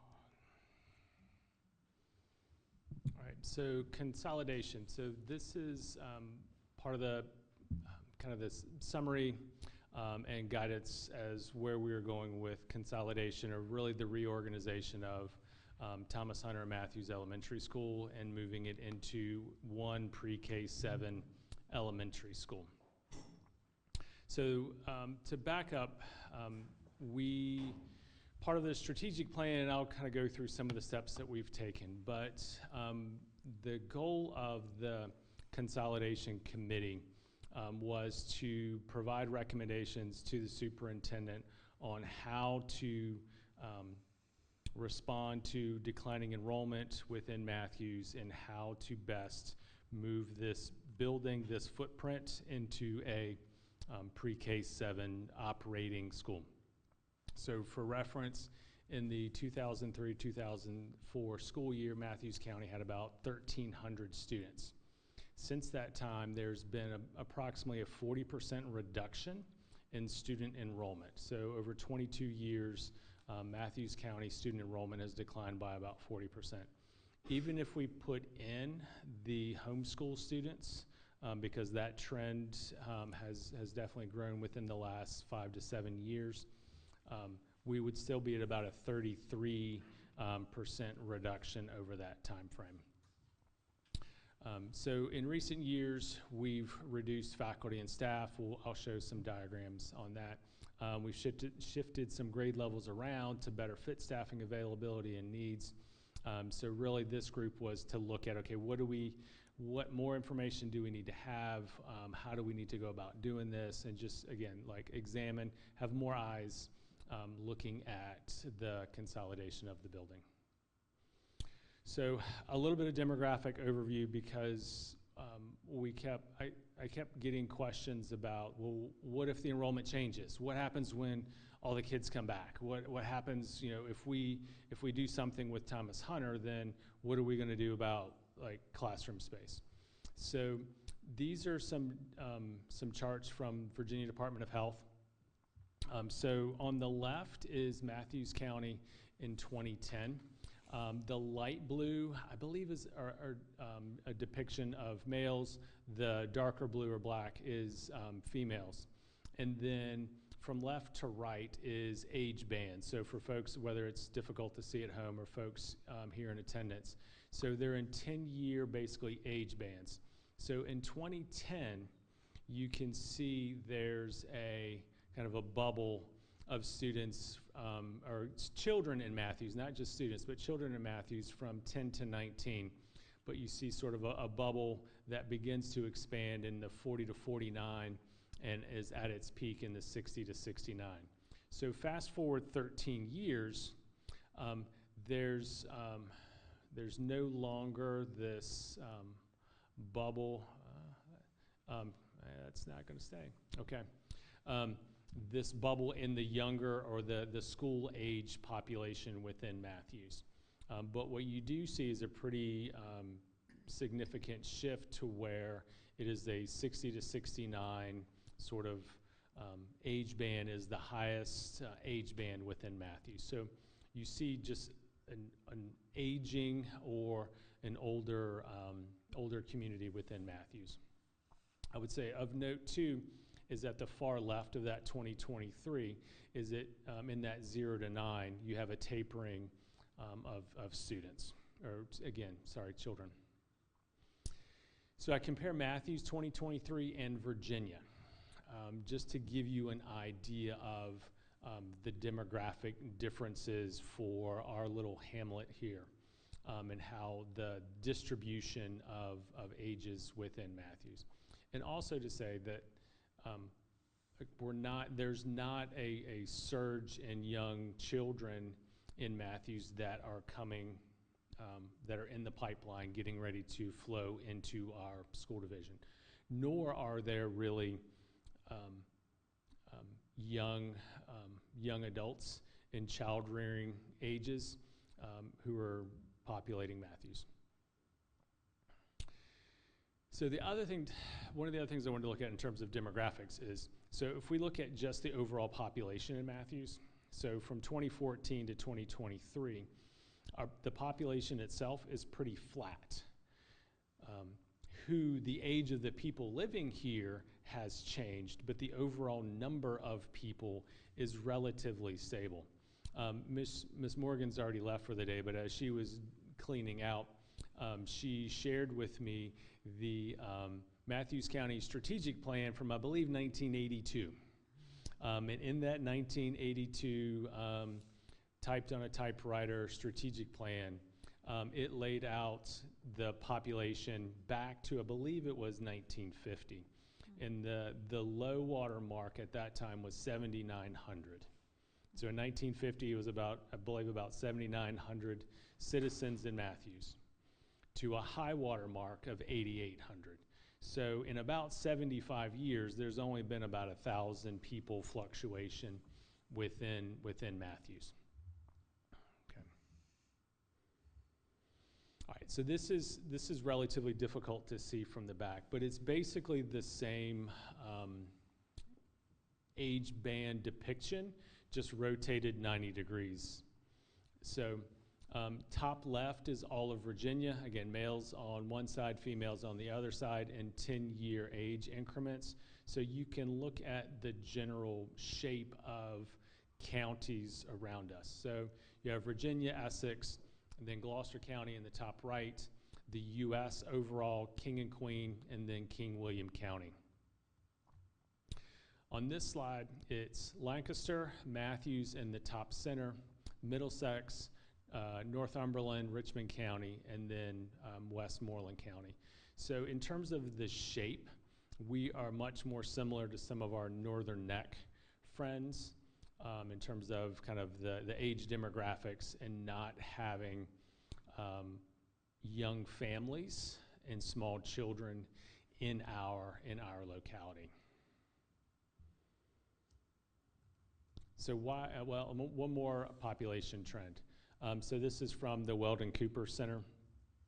So if you notice, Gloucester is projected through 2050 to trend upward. King William, again, projected to trend upward. Mathews, however, is expected to trend down in terms of overall population. Middlesex being relatively flat, Richmond County being relatively flat, and Westmoreland, again, trending up.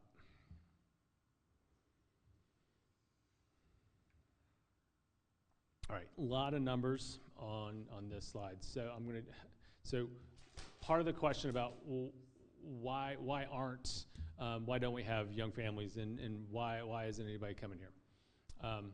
So I'm highlighting, sort of circling Mathews there.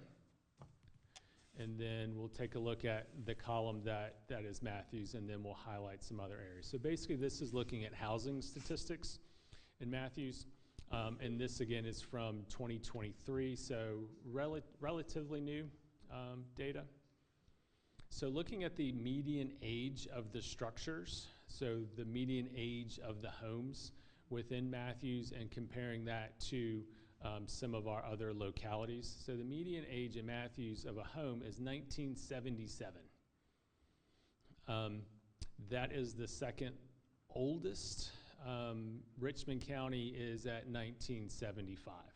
So what that's saying is that there's not new development, new construction, home construction really happening in Mathews to have that median age, median year built move more recent. The other thing to look at, and there's quite a bit of numbers here, but when you look at, especially this year, where it says percent at the top, percent of units occupied, and kind of scroll across. So for Mathews, of the housing units, what percent of those are actually occupied? So Mathews only has a 68.7% occupancy rate of homes or residential structures in town. That's relatively low. There are two lower, Middlesex and Northumberland are slightly lower at 66 and 60%. What then becomes interesting is when you kind of scroll down here to the bottom unit where it looks at total vacant units. I don't know if if I've highlighted. Nope, I didn't. All right. So when you go down to that bottom section, vacant housing units, the total vacant units is like 1,700, but 0% of those 1,700 are for rent. Only 2% are for sale, but what jumps out is that 72.8% of the vacant units are seasonal and recreational use.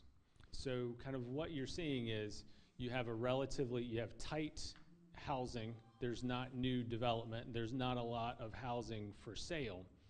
And then we know some of the water and sewage challenges that go into then that home building and development, whether it's higher density or stick homes or whatever.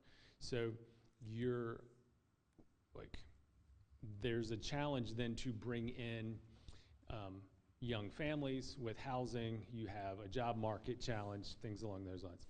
So all of this to then talk about, okay, there's in the short term, there doesn't seem to be a surge of students coming. Can we gather and gain some more enrollment? Absolutely, but that's probably going to be towards tuition students, non-resident students, things along those lines, and keeping kids coming, returning from homeschool or not going to homeschool.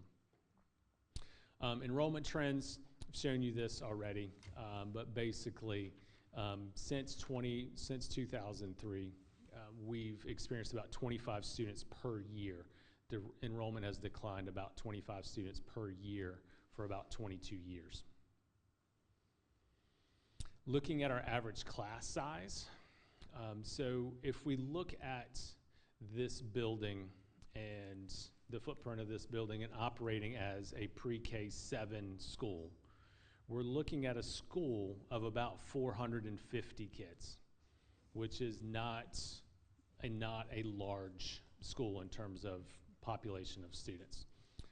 Looking at average class sizes and students in grade levels, and then you've got 2 years worth of data there to take a look at, okay, where are we in terms of number of teachers per grade level, the size of the students in those classrooms. So even if, unless we get 50 kids who move into, who are all the same age, like we can absorb a number of students within the school division, so long as it's, not all in the same grade level or at the same grade. So there's still space for expansion as need be.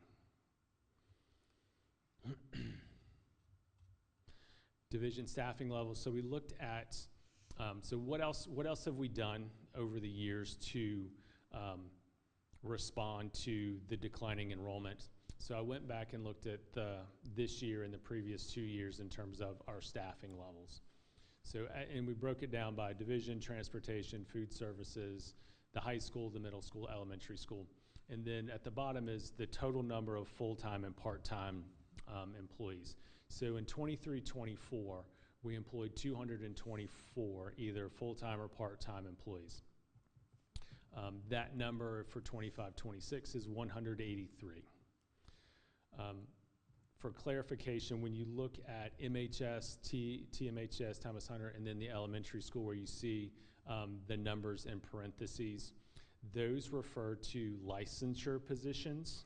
So those are like teaching positions, basically teacher, counselor, library media, those kinds of positions. It does not include admin positions, even though those are licensed positions. So those are looking at kind of like teaching FTE licensure positions. So over the span of time, there's been a reduction in positions of all kinds and at all the levels. I will say that part of this overall number is, so in 23-24, we had 12 custodians in the division. They were assigned to the 3 different schools. So we still have custodians in the building, they're just not Mathews County employees. So those, again, so that's part of that number. Also maintenance merger, there's still maintenance going on but those positions are county positions at this point. So that's part of that overall reduction in staff, but there have been reductions across the board. All right, so what all have we done to adjust to declining enrollment? In the 24-25 school year, 8th grade was moved to the high school to move kids to where teachers were. This year, 5th grade moved across the cafeteria to the elementary school. Currently, the elementary school and the middle school share several positions: nurse, registrar, media specialist. The middle school and the high school share several positions: a band teacher, art teacher. So our art teacher from the middle school picks up a section at the high school. 2 of our CTE teachers kind of go back and forth, or we're moving kids back and forth for those CTE classes. Our middle school students taking high school credit math take a bus and go to the high school for those high school credits classes.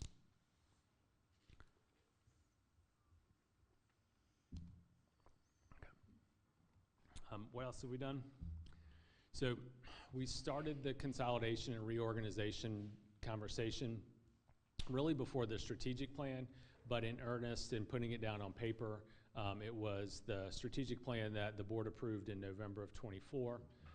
We had a board work session in 2025 where the board worked on laying out concerns and benefits and pros and cons and construction needs. A community survey was sent out in March of 2025 to gather information, and then we've had consolidation committee meetings in October, November, and December of 2025. All right, one of the slides from that community survey. So what factors should be prioritized? Sorry, I'm trying to hold on to my voice.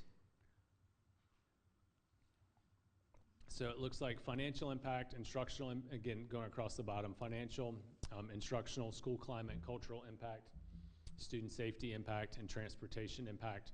And so it's rating those as from most important to not as important. So really the biggest, or the ones that come back as most important, student safety impact and the instructional impact. Financial was, had some significance as well. Really in looking at the comments for student safety, it was related to older students being around younger students. And so how do you, in terms of like shared bathrooms and hallway spaces, common areas, and things along those lines. So how do you provide some separation for some of the older students from younger students? Many of the same concerns we heard with 8th grade going to the high school. Okay, so the next couple slides are consolidations, or kind of bringing the topics from the board work session, and we did a similar activity with the committee.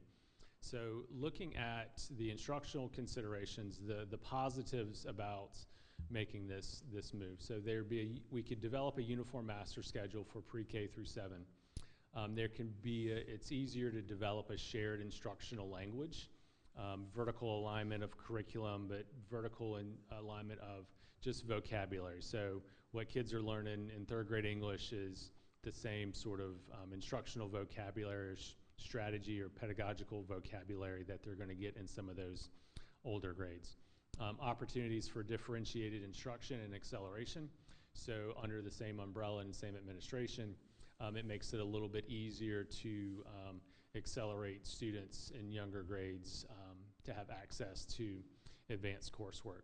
Opportunities for cross-grade level grouping, opportunities for cross-curricular teaching, just again, a more collaborative structure when you're under the kind of the same umbrella. Opportunities for enrichment. Again, you're using some teacher resources. You're having a larger faculty to collaborate and pull from their talents. Maximizing the resource and exploratory talents within the building. Again, teachers and staff to collaborate. Expanded use of Title I and grant funding. So currently, the elementary school is a Title I school. So that funding right now will stop at 5th grade, but if the elementary school is pre-K 7, that Title I funding can then be expanded up to 7th grade. So you get a broader use of federal Title I funds. A single state accountability system. So again, we spent a lot of time talking about that support framework. And so when we talked about small class sizes or small cohort sizes, so now you've got more grade levels involved in the growth metric, the mastery metric for school accountability and frameworks. Virginia Literacy Act, building blocks, easing of transition. So you've got the full collaboration of reading specialists, and as we're working through VLA, and your primary grade teachers tend to know the science of reading a little bit better than upper grade teachers. You start getting into literature as opposed to teaching reading, but we still have students who are struggling with reading, even at those upper grades, so having easy access to those skills and instructional materials is important. Efficient use of teachers and their endorsements, kind of along those same lines, so we've got more flexibility to move down grade levels or up grade levels. Consolidation of staff duties. Some of the concerns that were brought up were how do we, making sure that we're ensuring teachers with large course loads are appropriately supported, multiple preps and things like that. The piece with proper licensure and endorsements, because a lot of elementary licenses are K-5 or K-6, and versus middle or secondary tends to be 6-12. There can be some overlap where upper grade teacher may not always be licensed for some lower grades. So you're not going to have, because of parameters with staff licensing, you're not going to have everybody's not going to be able to teach everybody. So just being very thoughtful about who can teach what, when, and where, based on what endorsements and what licenses staff members have.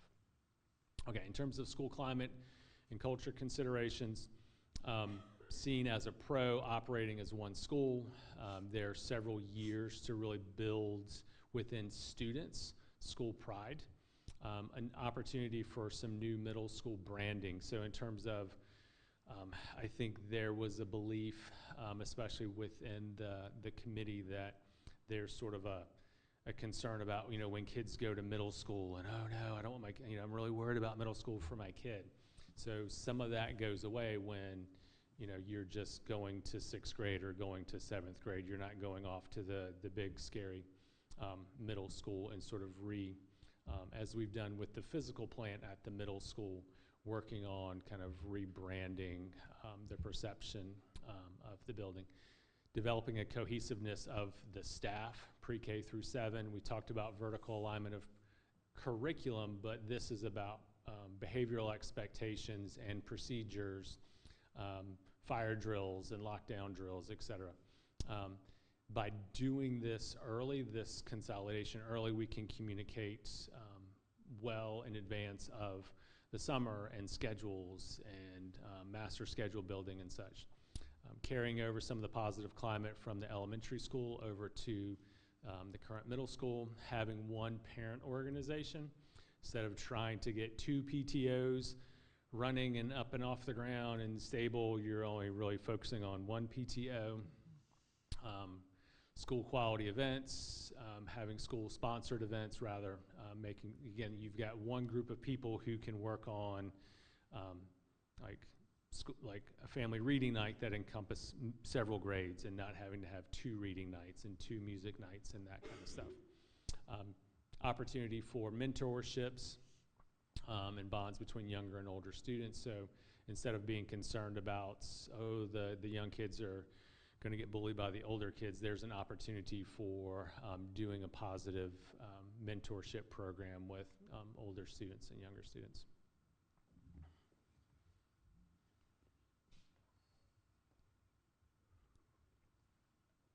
So a need to preserve the history of Thomas Hunter Middle School. What are we doing about naming of facilities? What are we doing about mascots? Creating a culture of safety and security for all students. being able to figure out a way to grade level separation that we've talked about, building responsibility for older students is part of growing that culture. And then it's a major change for teachers and students. We talked a little bit about our current 6th grade students. So they would be a group who left elementary school, went to middle school, and then went back to elementary school in a way. So thinking about like that cohort of students, and so how do we help them through that name change, and they're okay, so I'm going back to elementary school in a way. Some considerations for the physical plant. So the footprint of this building, a need to have a cohesive outside appearance, updated front facade, improvements in the bus loop, the parents loop, parking areas, hardening of the building, and safety and security upgrades, maintaining current layout, could endure separation. So right now where the main office is, where the library is, it's very sort of partitioned because it was designed to be 2 different schools. So how do you kind of morph that so that it operates and feels like one actual school?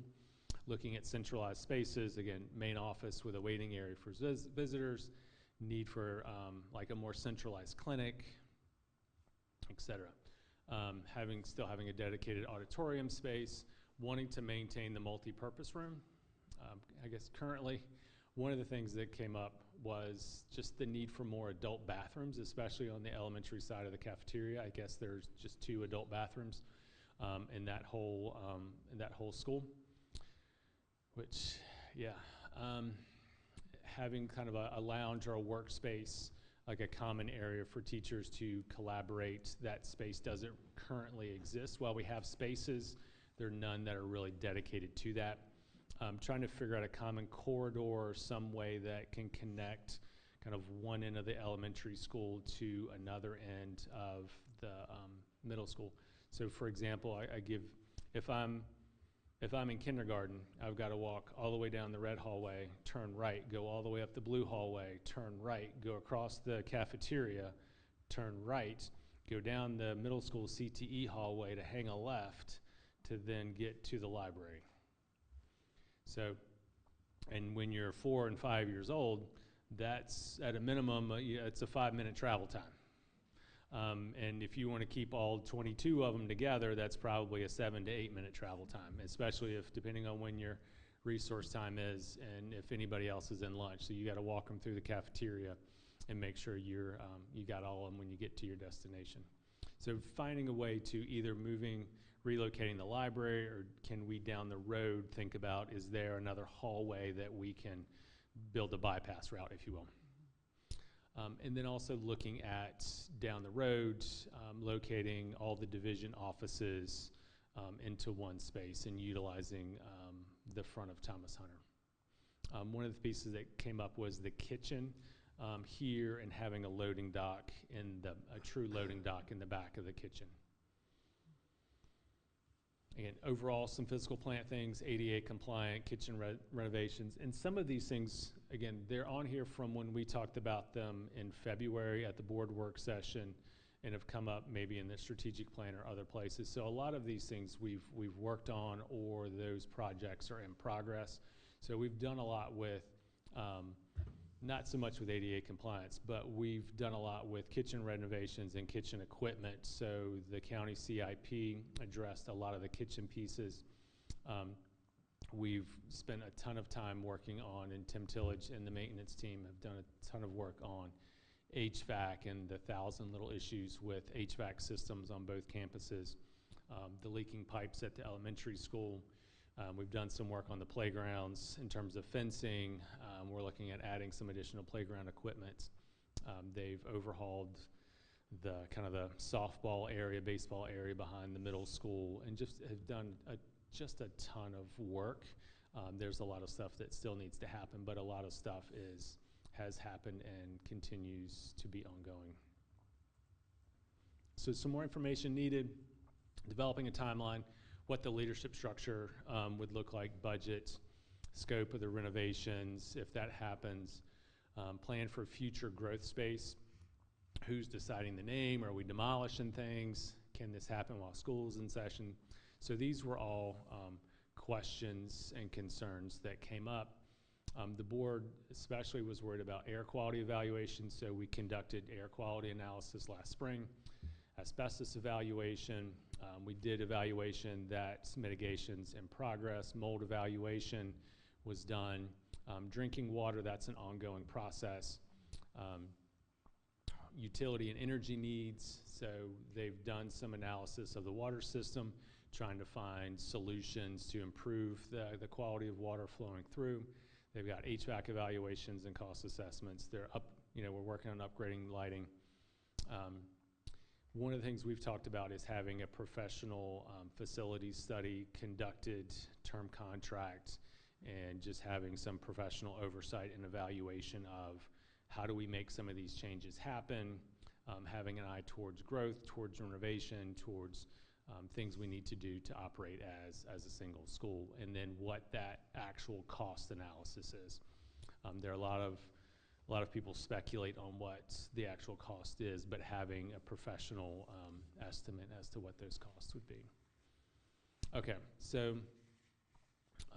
the committee, so I threw out recommendations to the committee at the third meeting and said, okay, this is the opportunity to adjust, to tweak, to figure out kind of what we need to do. So the committee was in agreement with a two-phase plan to reorganize the elementary school into, a pre-K 7 elementary school.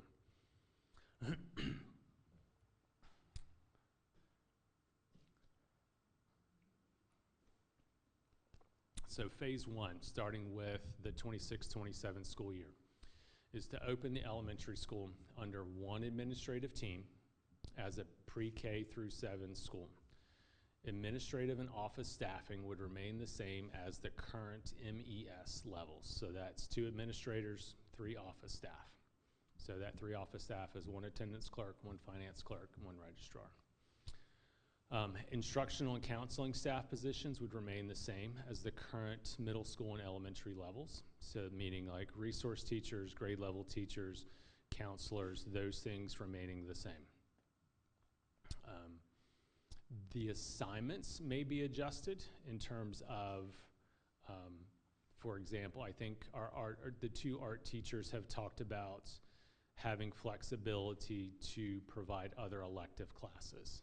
So they have skills and talents and licensing that is different than just Art 7. So they could do a graphic design or some STEM activities based on their talents and their licensure. So that brings out some flexibility for other classes to be offered.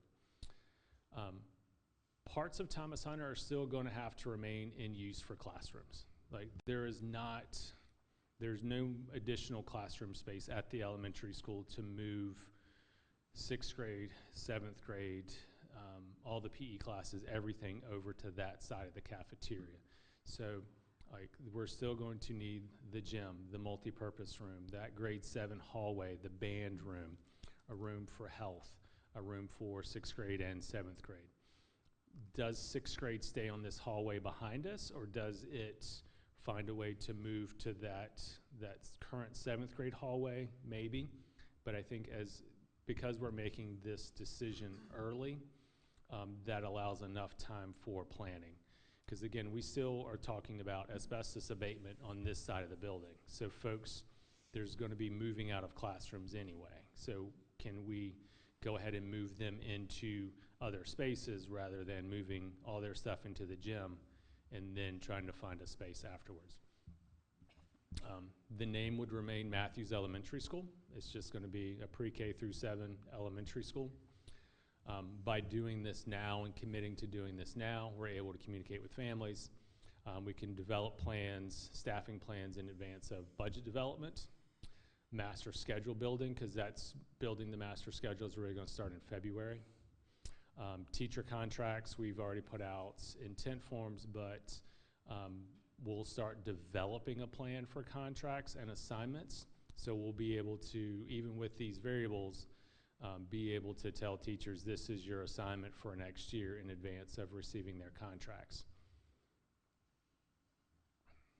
Phase 2 would start with, parts of this would start again with the 26-27 school year, but contracting with an E&A firm, architectural and engineering firm, to do an assessment to look at a way to improve the functionality of this footprint to operate as a single school, with the goal of finding a way to have a centrally located main office, ideally to front Church Street, because right now Mathews Elementary School fronts Put-in Creek Drive or road or whatever it is, so it fronts a dirt road. So you really don't see the front of the elementary school. When you drive by the school, you see basically the kindergarten rooms. Looking at a way to centrally locate or easily access the library media center, looking at some way to improve the internal traffic flow across the building, looking to improve the external traffic flow. If you don't know where you're going when you pull onto this campus, it's pretty easy to pick the wrong road and you find you're in the bus loop, and that's not the front of the school after all, so you've got to go around the bus loop, go back out, turn on Church Street, come back, go down this almost driveway, and then you're in this really tiny parking lot that doesn't really fit all the teachers who need to park there. So it's having a more sensible layout for the bus loop, and parking. Signage would be a big thing too. Adding some faculty and staff restrooms and workrooms. Looking to improve the outdoor athletic and then playground spaces. So second on that is to develop a plan to convert the unused space at Thomas Hunter into the school board offices. Then naming of the building would be the Thomas Hunter Education Building, Thomas Hunter Education Center, something along those lines. But the Thomas Hunter Education Building would be the home of the school board office. That's really that front hallway, that current front hallway at Thomas Hunter. We can move the special ed office from this back corner up to the front, be on the same hallway with all the other division offices, return the current school board office back to the county. That's a county-owned building. They have space needs, office needs that they can then utilize that building for. Locate division level apartments, change former classrooms. So again, working with that engineering firm, that architectural firm, building out those old classrooms into office spaces with an eye towards flexibility, that should this boom of enrollment, should something change, and we do start seeing a surge in enrollment, the easiest people to move out is the school board office staff. So you can find an office building, convert a building into office space relatively easily, and then convert those back to classrooms to utilize. But it's using the space that we have available right now to better efficiency. Then the third piece is going to be looking at, again, with that engineering and architectural firm, to look at, as we're looking at footprint and how do we improve our facilities, how do we, getting a good mock-up and estimates for an athletic complex at the high school. Again, I think we've heard pretty routinely about the athletic facilities, the exterior facilities at Mathews High School just not being in great shape and in need for a pretty significant upgrade. Okay. Questions from the board? A lot of information there. I had a quick clarifying question. Yes, ma'am. Regarding the Title I funding, that's the expanded use. Is that the expanded use of the same funding, or could we expect additional funding? I'm not an expert on Title I funding. I'd have to figure that out. No, it's not. Yeah, it's Not probably additional. the same, but we can spread it. That was my guess, but Okay. I'm not. I don't think it brings in upper grades if they're under the same roof. I think it's still students within a certain Okay. age band or grade band. But there's benefit nonetheless to, because so that's a little helpful. Right, those staff members can then like go anywhere in that school Yeah. to benefit kids, because a lot of times that funding is allocated towards salaries. Okay, good. Members, questions, comments? Very comprehensive. Be very comprehensive. We've been going through this for a long time. I really appreciate the restructuring committee meetings, attending 2 of 3 of those. I thought that was a great opportunity for collaboration with the community and all types of members from the county coming in and making comments. Very productive. And then the assimilation of all the information between you and Ms. Hunley is incredible. We expect to have a very busy year next year with the big change. So it's going to be a dynamic time. It appears that just everything has been, we've looked at everything, and yet surprises will occur.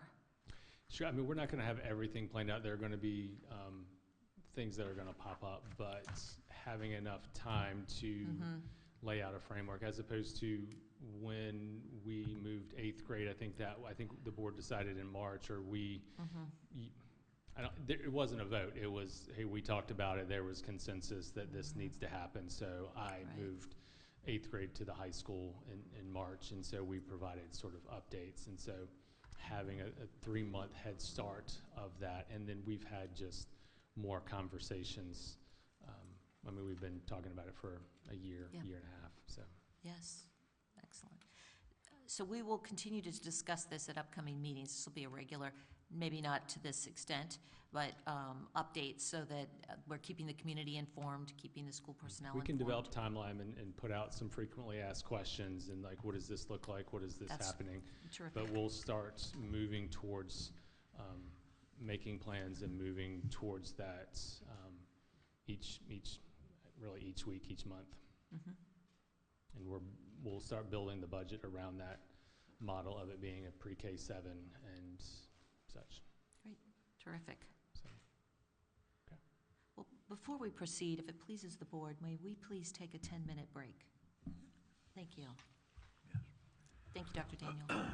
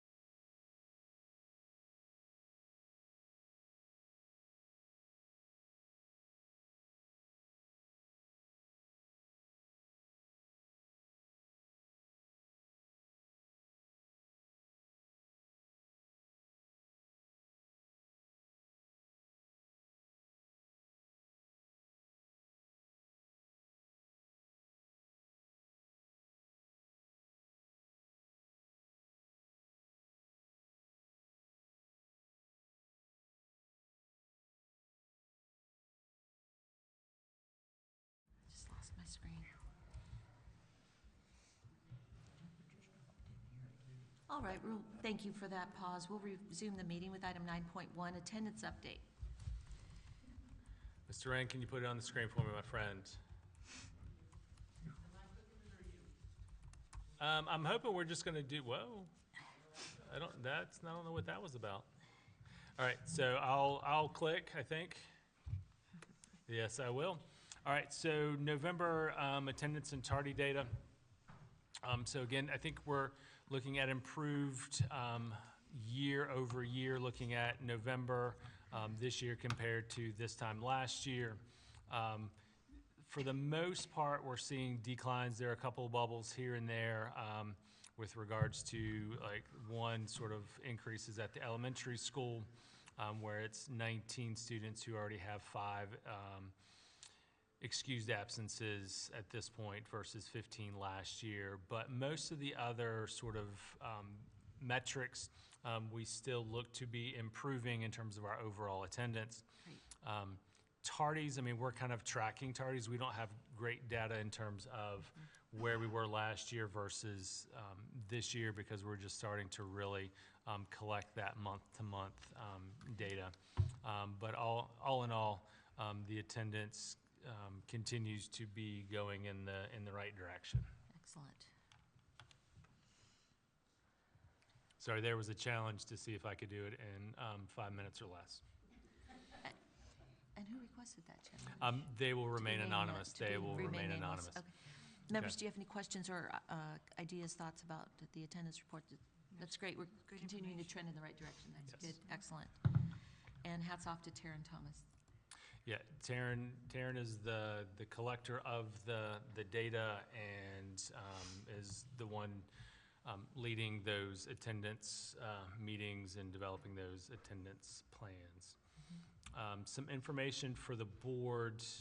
I'm going to hop down to 9.4, but just because the expenditure report for November is down there, so I'll then skip back up to 9.2 with Ms. Hundley if she can provide a little oversight, provide some clarification, or just kind of give some summary to the expenditure report. Thank you. Good evening. Good evening. For the month of November, I'm going to break it down in categories like I did last month. For classroom instruction, we expended 27.7% of our budget. For administration, attendance, and health services, 38.1%. For pupil transportation, 34.2%. For operations and maintenance, 39.7%. Technology, 44.7%. But overall, for the operating budget, we expended 30% of our operating budget through the month of November. Are there any questions about the expenditure report? Where do you see any areas of concern, any hot spots, anything we need to be looking for? No, right now, most of it's personnel and benefits because we are like in the first half of the school year, but as far as it's trending right on track as far as through the month of November. Excellent. Great. Yeah, that's Questions? great. That's great. I mean, to me, by the end of December, we should be 50%, right? Or close to it. Or close to it. And so we're, in November, I mean, we're well under, it sounds to me like. Well, you have to take in consideration too, like the teacher salaries didn't actually come up until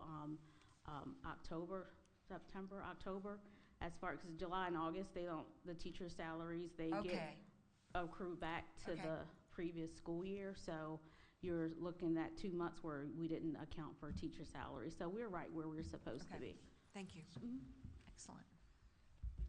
Thank you, Mrs. Hundley. Thank you.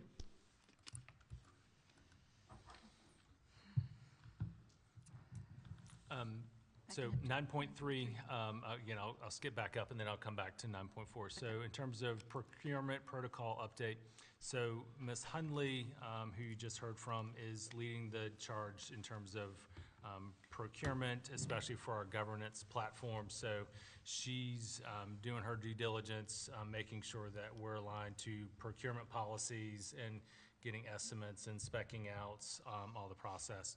She's continuing on that work. She's going to then make recommendations to us, to me, and then keeping board chair and vice chair sort of informed with how that process is going on. And so she's working on kind of evaluating the different platforms. So she's rolling with it. She's taking the ball and running with it. So Is there any timing?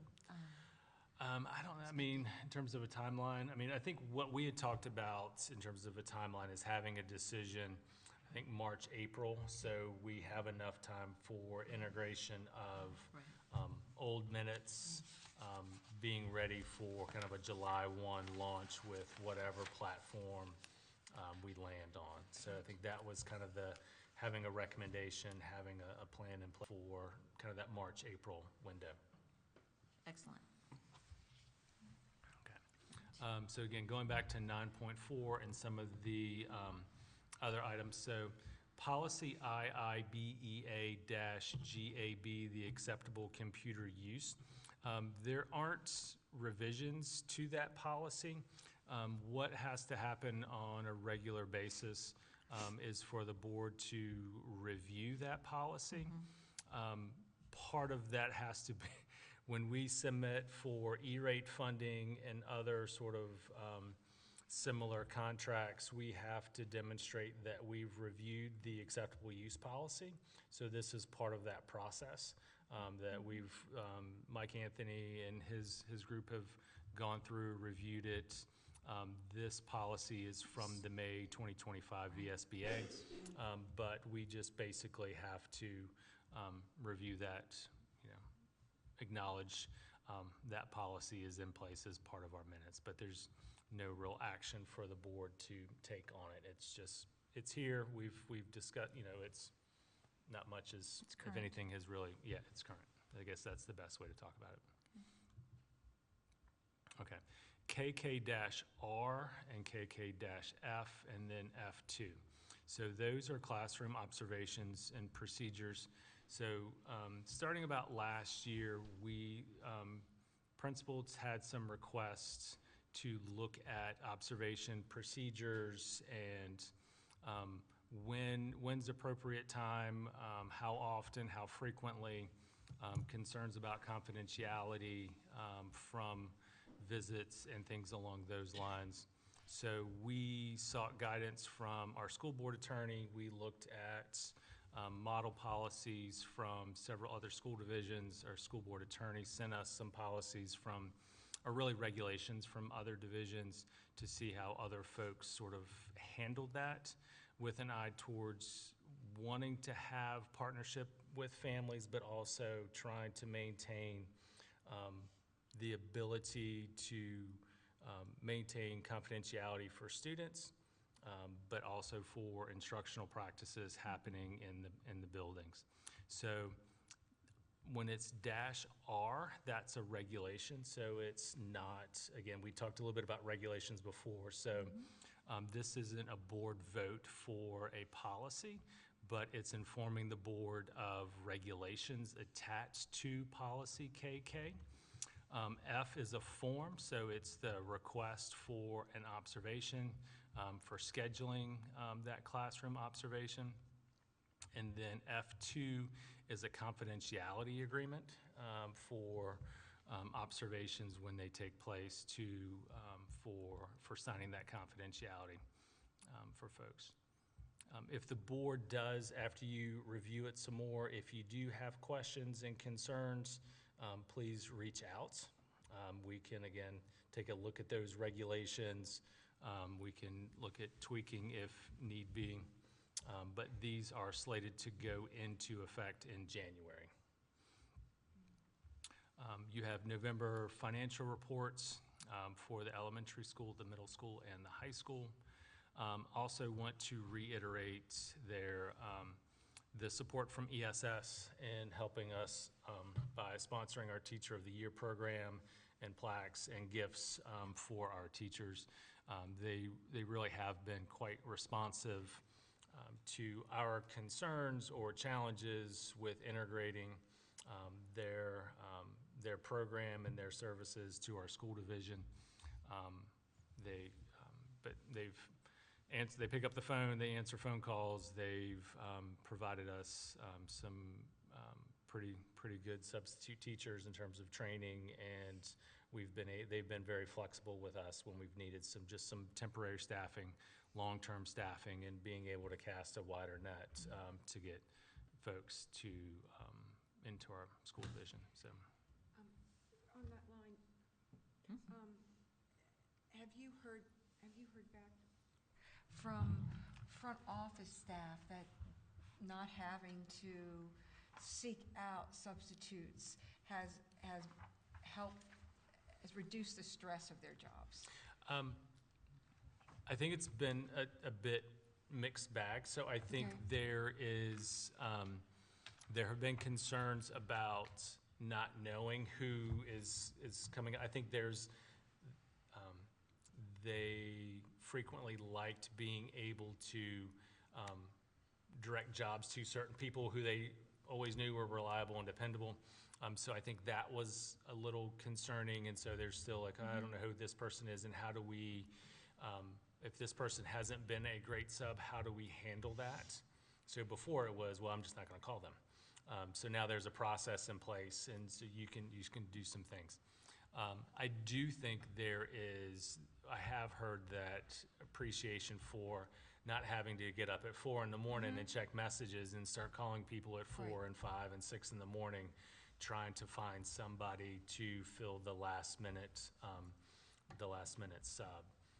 And I think we've worked through a lot of the kinks with who's coming and who's getting notified and how do we get people notified. We worked through a couple things with like the snow days and who's doing the notifications. If you're scheduled as a sub, you were scheduled to come in on the snow day, but school's canceled. Who does that notification and how does that work? So some of these novel situations we've worked through, and again, like Ms. Hill has been phenomenal in terms of like being responsive and answering questions.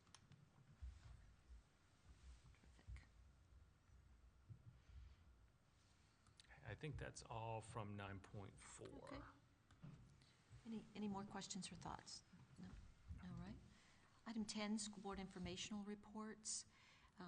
10.1, school board conferences and webinars. We may have I think we have some input from Mr. Morgan. Oh, yes. As you all know, I was selected to represent Mathews at the VSBA conference in November as a delegate, and with several very good breakout sessions, I guess you'd call them. We had the first one that I attended was a legal update, and just a couple of things. If you'll pardon me for looking at my phone, but I have it on here. One of the things that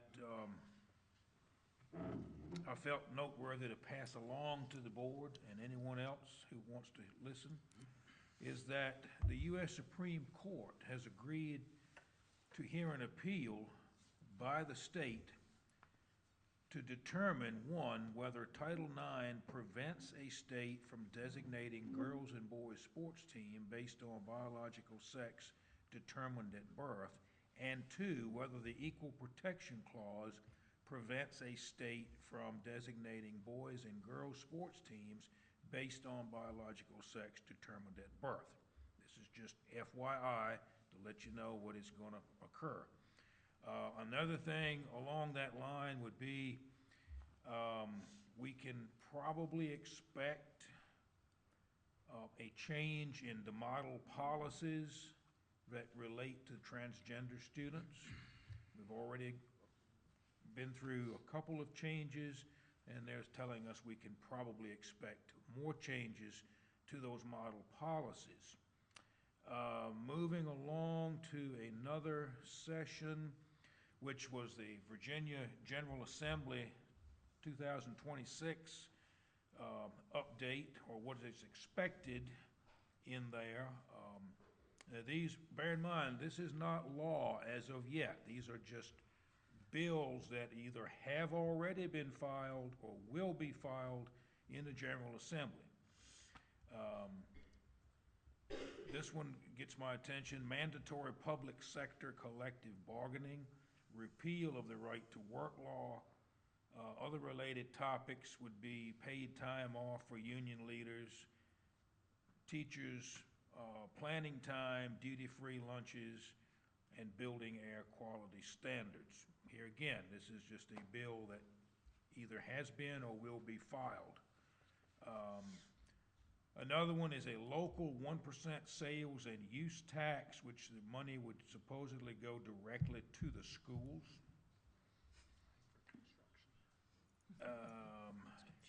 School board policies and parental notification regarding safe storage of prescription drugs and firearms. An increase in the minimum wage, an increase in teacher salary to the national average. School-based health care would be more focused on diabetes care and management and RN in every school, mental health awareness training for teachers and staff, and some proposed changes to the way student discipline is done. This one lists restorative discipline,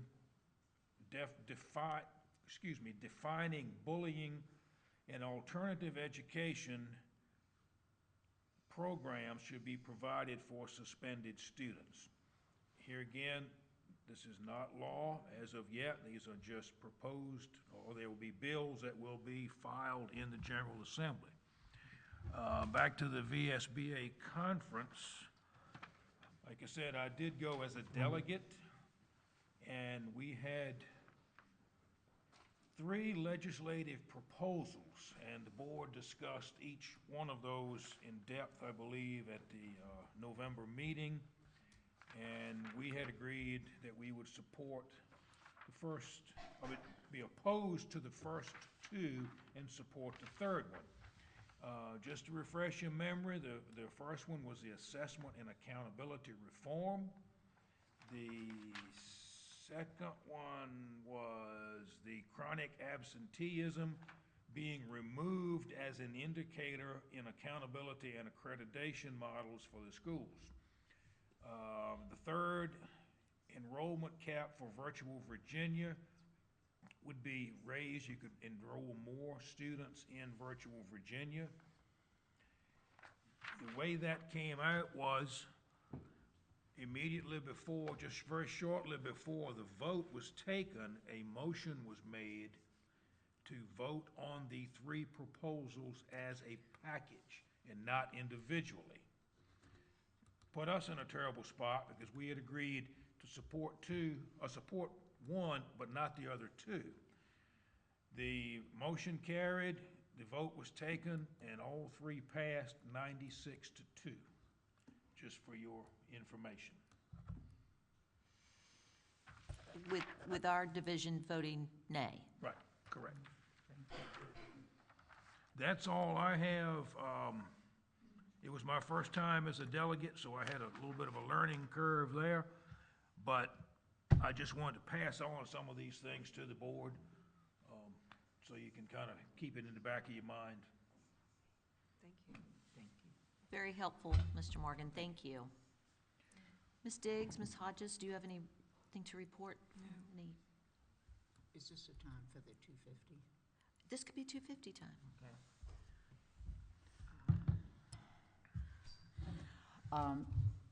As I reported last month, briefly, I have been working with the people at WHRO, one lady in particular, her name's Paula Cook, with the Sail 250, where the tall ships coming into our country, a lot are American, but a lot are foreign as well, and they're still, as of this past week, they're still taking ships and plan on it. They got one from Portugal that said they would come this June. Anyway, the bottom line is that the deadline for us adopting a ship or ships on December 15th, which was yesterday, that was a suggested date because some of us were, myself and at the top of the list, was in panic mode over that one because we had not gotten everything in order anyway, and it's not all in order yet. But we do have interest at all 3 school levels for projects to be done. The one difficulty with having the tall ships come to Norfolk in June, mid-June, is schools are out.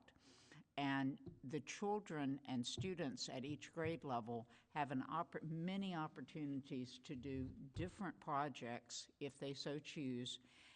And we can do them throughout the rest of this school year, and either do videos or pictures or what have you, and send them to the captain of the ship and or the crew. And there are people at all 3 levels interested in participating. So I feel very good about this. I had a meeting yesterday with folks from the Outdoor Club and the Virginia 250, and they are ready to help our students in a big way, financially to help us. And Dr. Daniels has also said that he would do a stipend for a teacher who would like to be the point person to take this on in whichever school kind of stood up. I contacted all 3 principals, and they sent out the material with an application, a very easy application that is no cost to the school district at all, to adopt a ship, and with all of the activities that are a lot of the activities that are there for our kids to do, from the little ones right on through high school. So the opportunities are there, and we're very excited about this. Coming from Mathews County and having lived here, and knowing the fishing and the boat building and all the rest of it in this county, I think we would literally miss the boat if we didn't take advantage of this. And I'm so glad we have good support, not only in the schools, it looks like, but in the community to support us. So I feel positive about this. Excellent. Thank you. Very good. Excellent. Along the lines, moving to 10.2 with board and committee reports by members and the superintendent, I wanted to bring up the policy services. I believe we will have a policy committee beginning in earnest in early next year in January. We absolutely must do that. And I have passed out a document that was sent by SBMA regarding their policy services.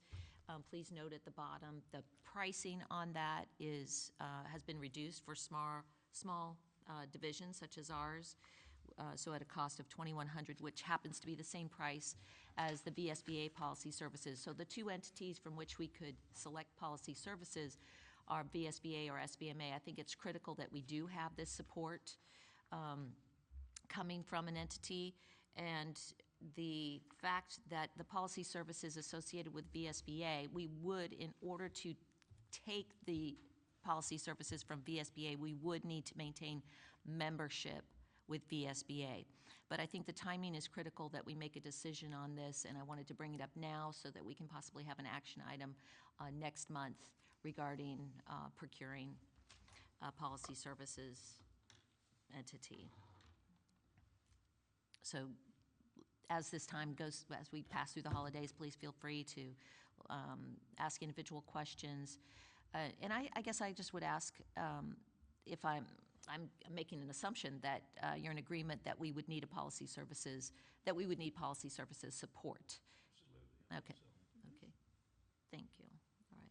Any questions right now or comments about that? It's just information at this point. Okay. Dr. Daniel, do you have anything? I do not. Do not. Okay. Any other comments from the board members at this time regarding committees, board reports, anything like that? And presently, as you know, serve on the Governor's School Board. And beginning next year, I think it's time for me to withdraw from that. I've been on it for many, many years. So I just say that I think we need to select someone else. I'll probably attend the January meeting unless my replacement is eager to do that. It's in person, and I've committed to taking Judy Rowe, who's another member on behalf of RCC, to that meeting, which is in Essex. But I think it's time to find someone else that's willing to serve on that board. Fresh eyes, fresh ears. Is that a quarterly? Does that make quarterly? Or is it monthly? It varies. Right now, it's every other month. Okay. It's mostly virtual, but they are trying to, and it's been virtual since COVID, but last year they resurrected having one meeting face-to-face. So most of it is virtual. But during the school year, it's like every other month.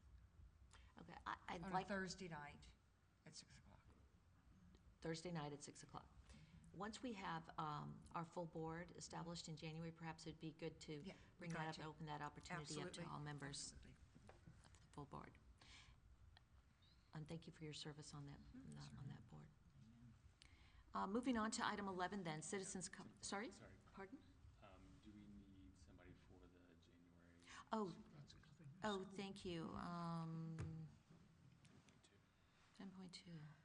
Thank you. Yes. And that is the January 15th. We are going to need a member to go to the Board of Supervisors meeting in January on the 15th. Does anyone have?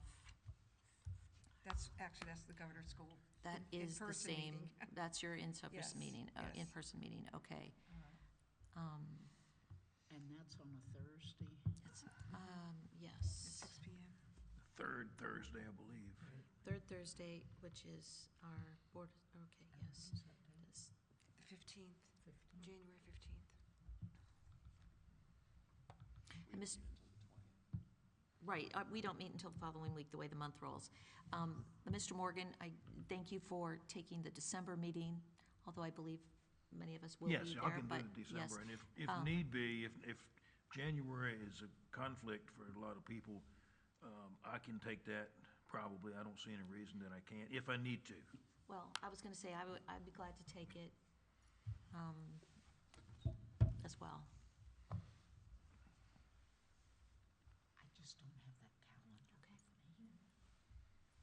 Mr. Morgan, since you're so generously doing December, I'll take January at this point. Good. Thank you, Ms. Lau. Thank you for that reminder, Dr. Daniel.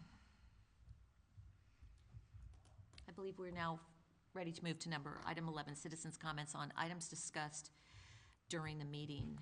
Do we have anybody who would like to approach the podium? Please approach and state your name and address once again, Mrs. Lockerbie. Thank you. My name is Kelly Lockerbie. I live at Irvingville Lane, Mathews. I wanted to speak about the policy as far as observation.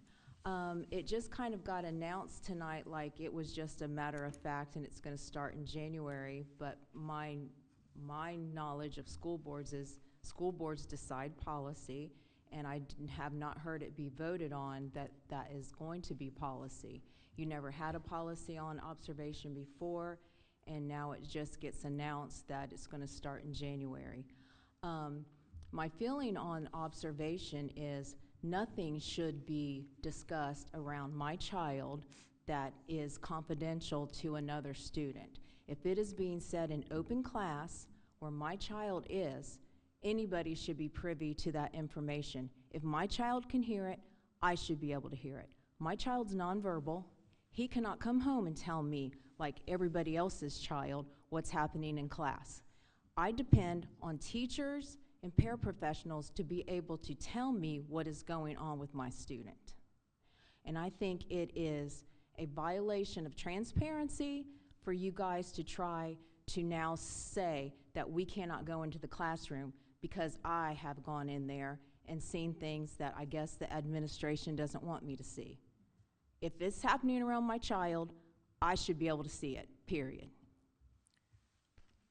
Thank you, Mrs. Lockerbie.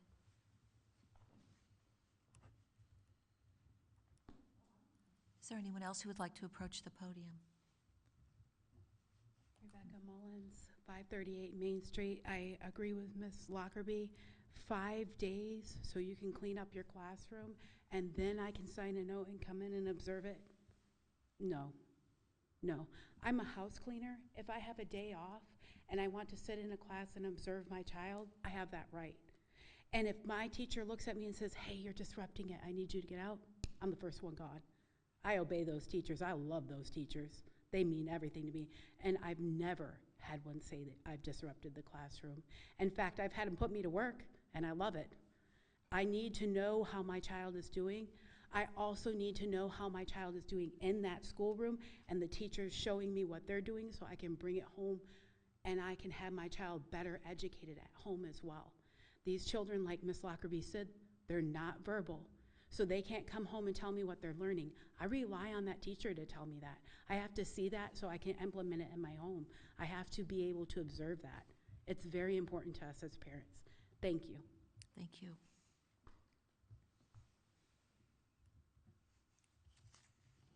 Another speaker to the podium?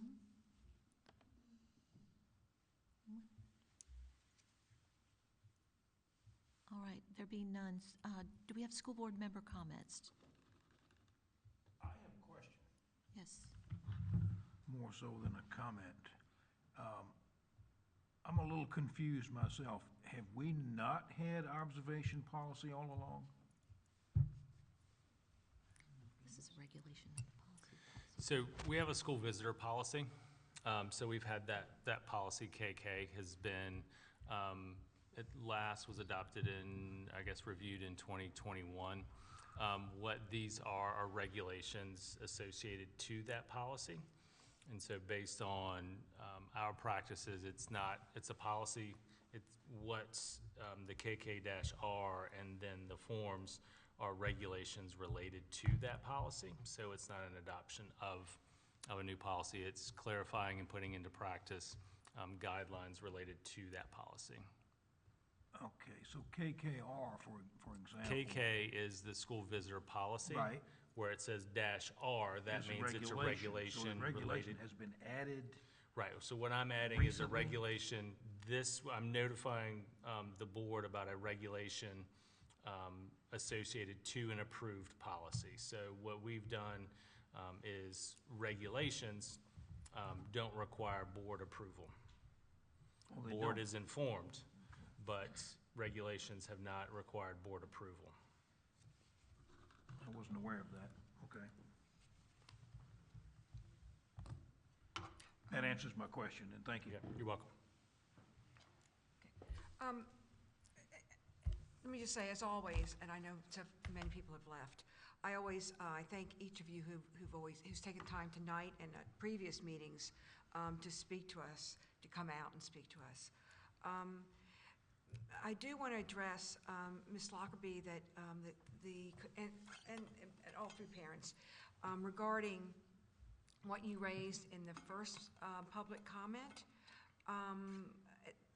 And you referenced last month's meeting that you raised some concerns and that no school board member had gotten back with you. As far as the way I handle such things, and I'm not speaking for the other members here, when something's brought to the school board in this public forum, I don't think I've ever gotten back personally with a parent from this public comment. I work through the superintendent. So please don't assume that we haven't heard your concerns and had conversations about that because you've not heard from us. I think it's fair to say that all of us take and think about things that are said publicly, and many of us have conversations with the superintendent asking questions about it, offering thoughts about it or opinions about it, or things that we believe need to happen. So I just don't want people to think that because you don't hear from us personally in a telephone call, that we don't take it seriously or are not concerned about that. So thank you.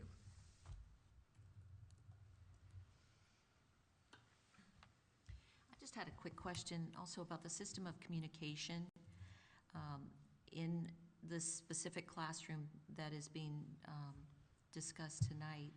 If there exists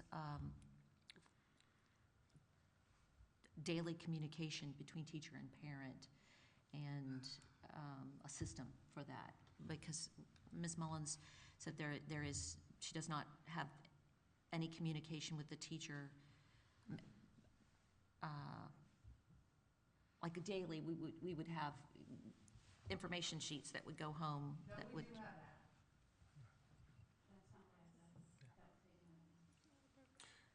Well, I'll just say that I'm meeting with the teacher tomorrow. Okay, Like, I have a all right. scheduled meeting with the teacher I want to tomorrow, make sure so that I there can. is communication that flows on a daily basis between parents and teachers in these specific. No one's allowed to communicate with us. They're told not to. What did you say? They're told not to communicate with us. We have a chat sheet. They are literally told not to communicate with us. And you're having a meeting tomorrow? Yes. With, I'm With the sorry, teacher. with the teacher? Okay, all right, great. I want to say I appreciate you being here tonight, communicating your concerns. We are listening.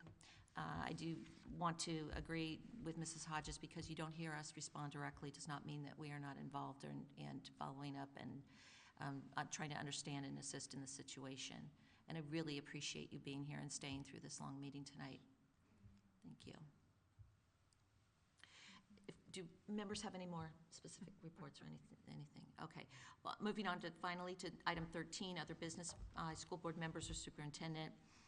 We have a budget work session that's scheduled for Tuesday, January 20th at 4 p.m. in this building, the J. Murray Brooks Auditorium at Thomas Hunter Middle School. That will be followed at 5 o'clock by our closed meeting, same location, and that is followed at 6 o'clock with the regular business monthly meeting in this location.